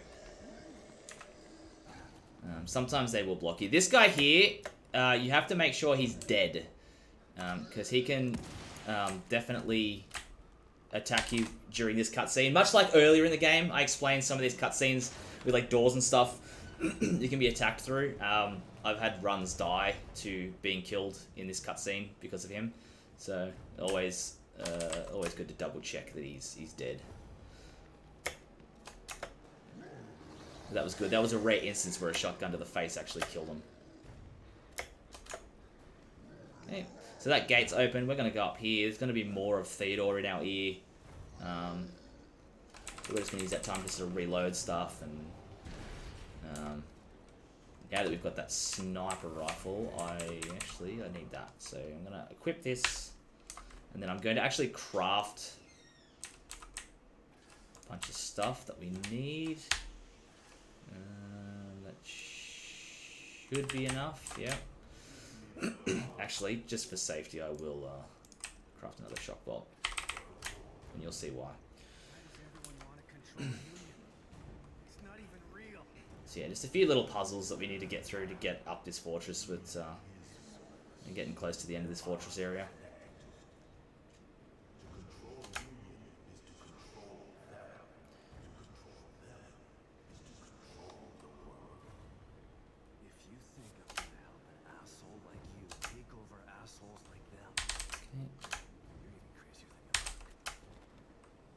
More mashing. Oh, what happened? I hit the B button by mistake. Go me.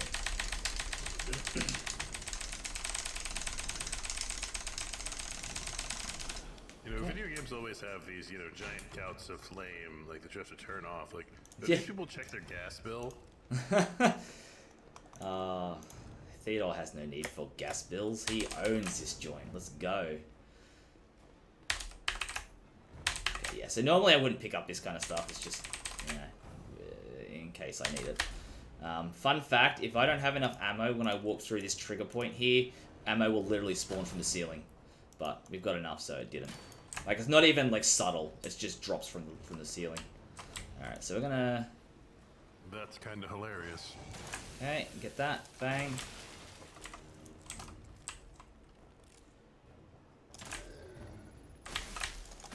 Okay, that's just for safety, just because we don't want to deal with him. Oh,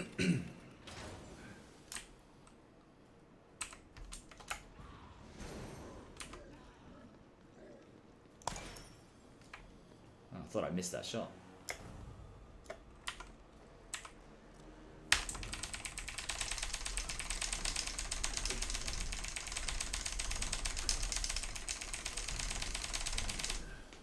Okay, so this part's a bit silly. It's we got to pull this lever, and it's gonna close this here, but eventually it's gonna like open all these gates, and then a staircase will come out, and we got there. But in the meantime, we have to deal with 3 of these guys. So I'm gonna smoke bolt this fella, kill him, or hopefully kill him, and then try to deal with the other 2 as best I can without taking too much damage.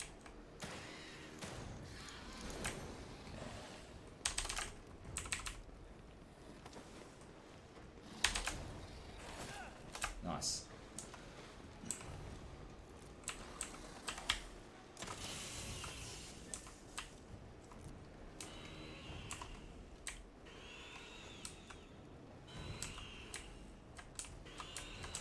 Alright, cool.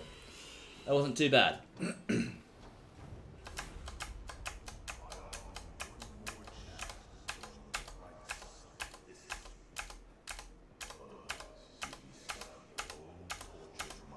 This Theodore guy sounds pretty legit. Maybe you should take him up on his offer.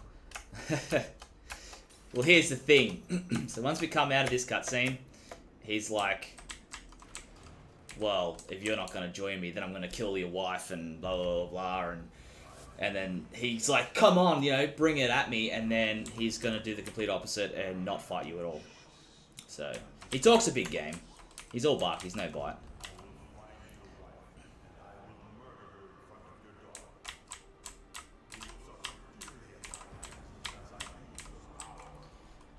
Not if I kill you first. I'll keep coming back until one of us is dead.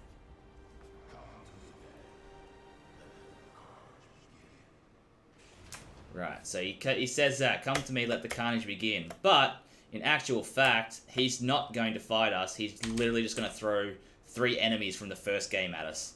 That's a bit of, like, I suppose, fan service. But, yeah, it's like, he won't even fight his own battle. So right now, it's like a like a boss rush. So up first, we've got the Sadist, who, if you've played the first one, is absolutely terrifying in the opening part of the game. But this also sort of signifies Sebastian overcoming all the trauma and issues from the first game. Enough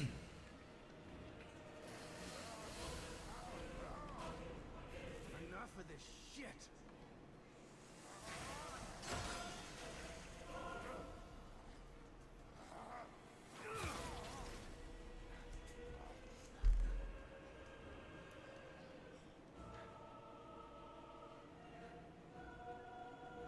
Not this time. Oops, knife in your neck. Yeah. This is like so 80s action hero type stuff. You think this will stop me?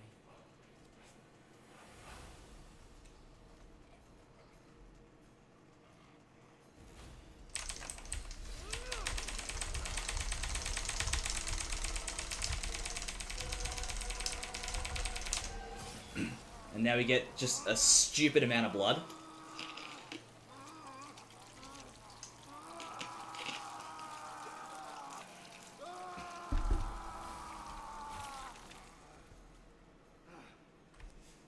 And yet only a very small amount, relatively, on Sebastian. Yeah, because Must have some serious Scotchguard going on. absolutely. And so now we're being dragged into another little arena here, and we're going to fight the Keeper, who is Pyramid Head. I can talk. Pyramid Head's like cousin.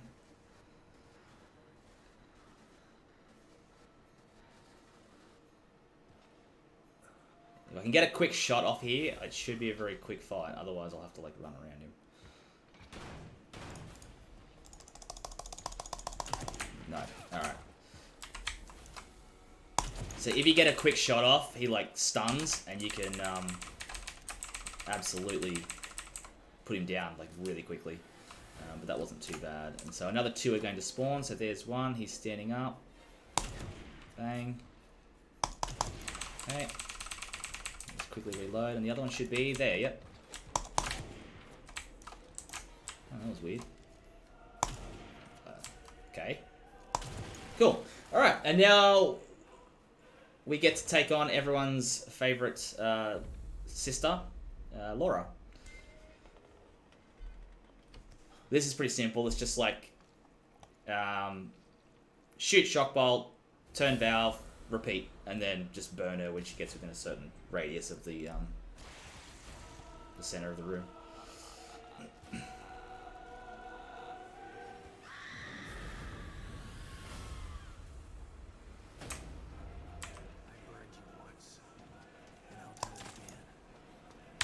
I have had an instance where she's basically just disregarded that shock bolt, but she took that like a champion just now, so that's fine.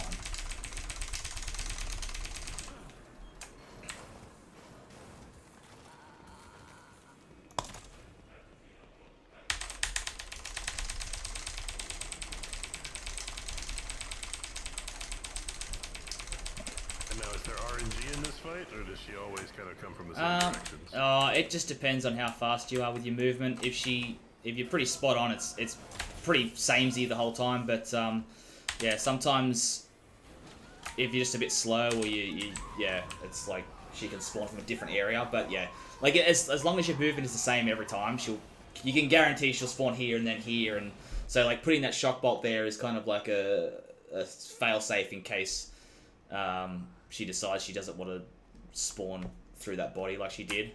Sometimes I think putting that shock bolt there is more of an encouragement for her to spawn there, so you know to get around the other way. But yeah, if your movement's the same every time, it's very rare that she'll do something different.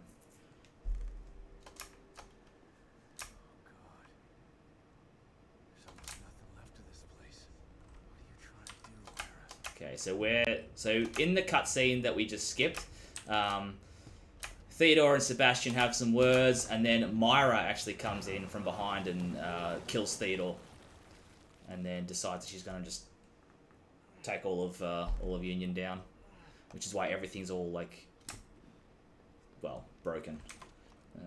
So this is gonna be a fun section. I should be right. There is ammo around. So we're going to be taking on some enemies that they're kind of like Disciples in that they're really tanky, but they're just not as big.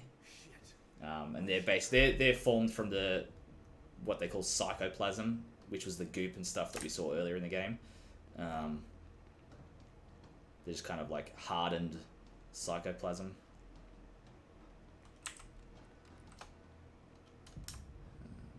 But they're also, as I said, very tanky, so...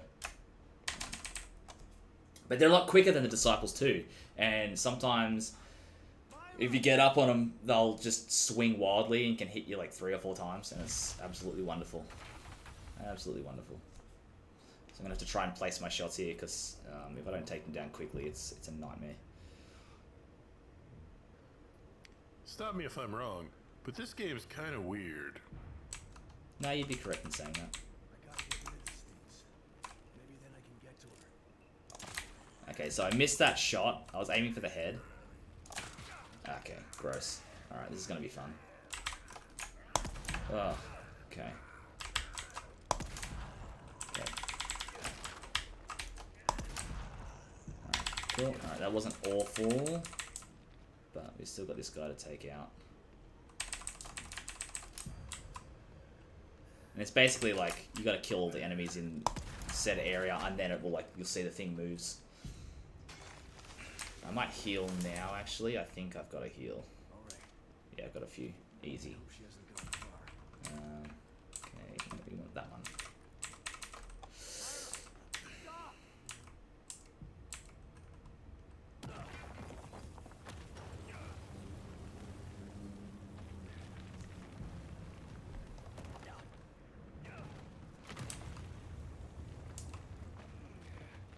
But yeah, more often than not, like a nicely placed harpoon bolt to the head usually kills these guys. But that hit him in the shoulder, apparently. No, that hit him in the head. Okay, I don't know what's going on there. The same can be said of most things. A good harpoon bolt to the skull will kill most things.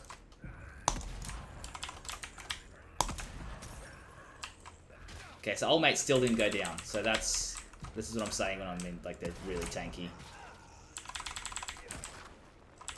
Okay, that's cool. We got a 2 for then.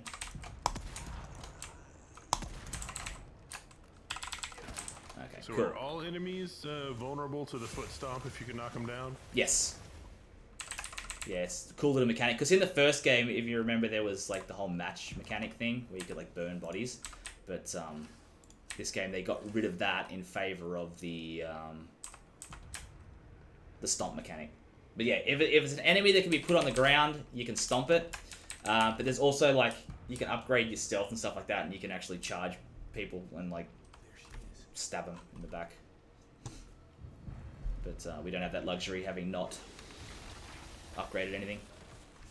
So this is like the final mini boss before we take on the final boss. I'll give you 3 guesses who that is. Okay.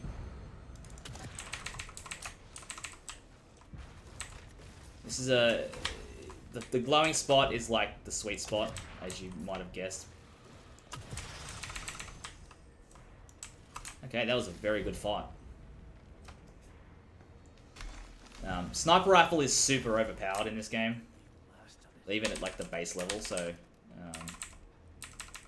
yeah, like you use it on. You just fought a living not lamppost, electrical pole. Yeah. You say that like it's unusual.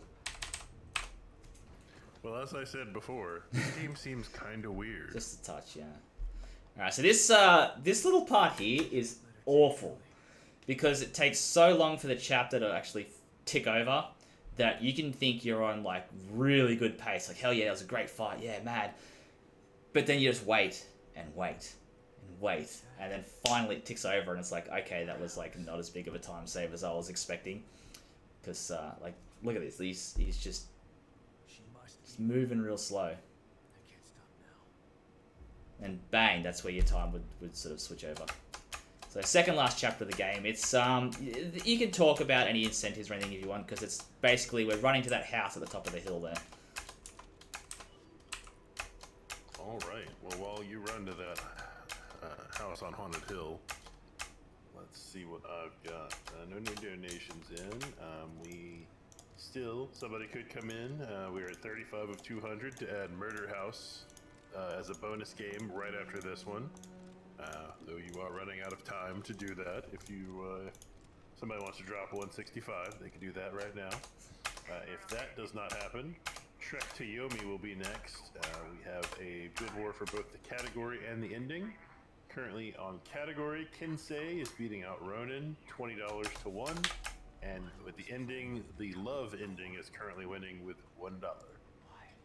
And after Trek to Yomi, we'll have Star Fox 64. That is a point race? Score attack. Score attack is what it's called.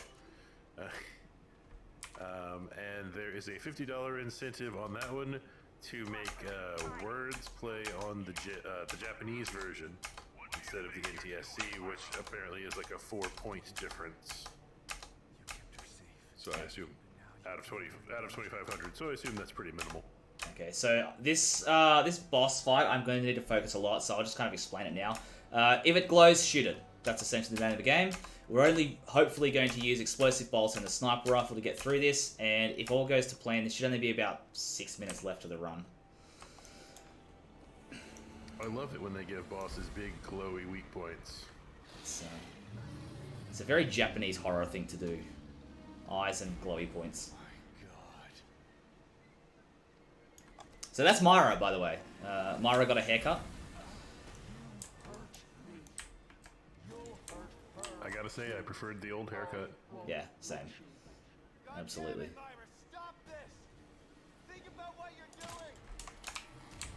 Okay. So hopefully if I timed that well... Yeah, okay. So basically we want to try and get through this first phase with just 2 sniper rounds and 2 explosive bolts. But if you mistime that first shot, sometimes it doesn't deal as much damage. Same with this shot. If I mistime this shot, it's not going to deal as much damage. Alright, cool. We're good. So now she's going to spit out some weird little bugs.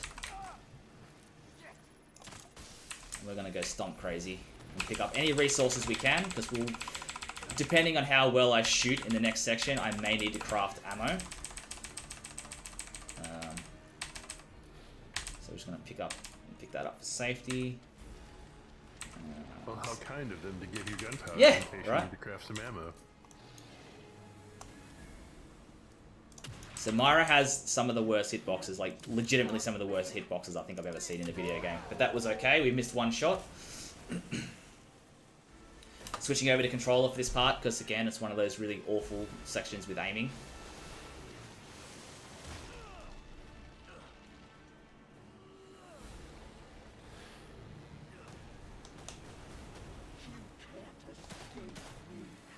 Okay. Now this part's like same as before, except it takes more ammo. So I'm going to shoot it with a sniper round, switch to the explosive bolt, shoot that, and then I'm going to switch back to the sniper round. And that usually does the trick. I'm gonna craft that for safety, so try and line this shot up. Okay, bang. I'm moving a bit slower than I normally would, purely because, as I said, the hitbox is awful, and I don't want to waste 5 minutes missing shots. We can just kind of stand here in this corner while her weird tail thing is doing what it's doing. I'm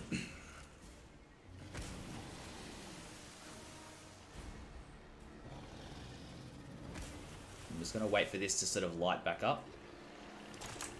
Hopefully, yeah, okay. And so wait for it to turn around. Bang, alright, so that's the second phase. And now we're going to wait for her mouth to light up, and we're just going to shoot her in the mouth, and that's going to end the fight.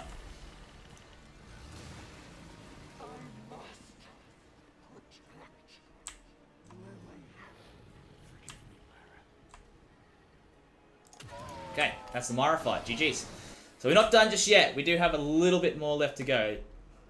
We're going to go get Lily now, but that was a really good fight. I missed one shot out of that whole fight, so that's that was my biggest concern, because if you miss too many shots, a minute and a half, 2 minute long fight can turn into 6 minutes very quickly. That's at least the second, if not third time I would have expected this game to end. Yeah, we're very close. We're just gonna go grab Lily, and then there's gonna be this cool little scene where it switches between Sebastian and Kidman. Kidman actually, we learned earlier that Kidman's part of this plan, so she's actually getting attacked by Mobius now, because they've learned that she's helping Sebastian. Yep, okay. So that's another instance where I'll use the controller, because I can't tell you how many times I've lined up a headshot and it's just gone way to the left. Yeah, it's going to switch back between Sebastian and Kidman. So they're actually at the moment trying to get rid of Sebastian. They're trying to locate his position in STEM so they can kill him. And so Kidman's like, I'm having none of that, so she's just running through everyone to try and save you.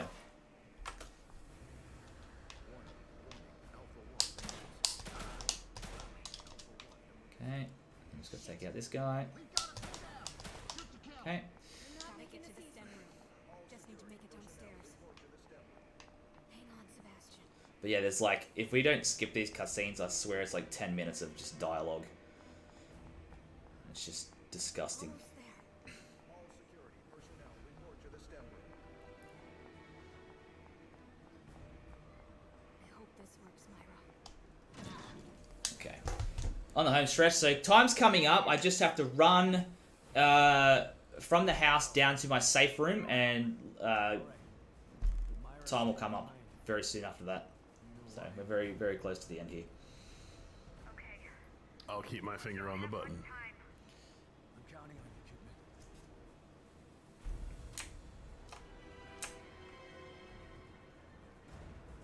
Okay. Yeah, this is just a straight run. We've got infinite stamina here, so we don't have to worry about tapping anything or doing cover to cover. Let's just run to the light.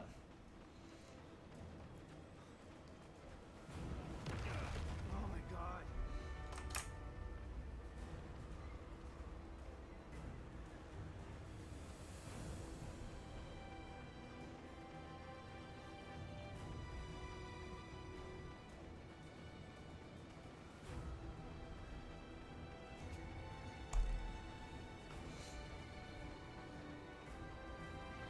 So as you can see, everything's sort of falling apart. So Myra's staying behind to just destroy everything.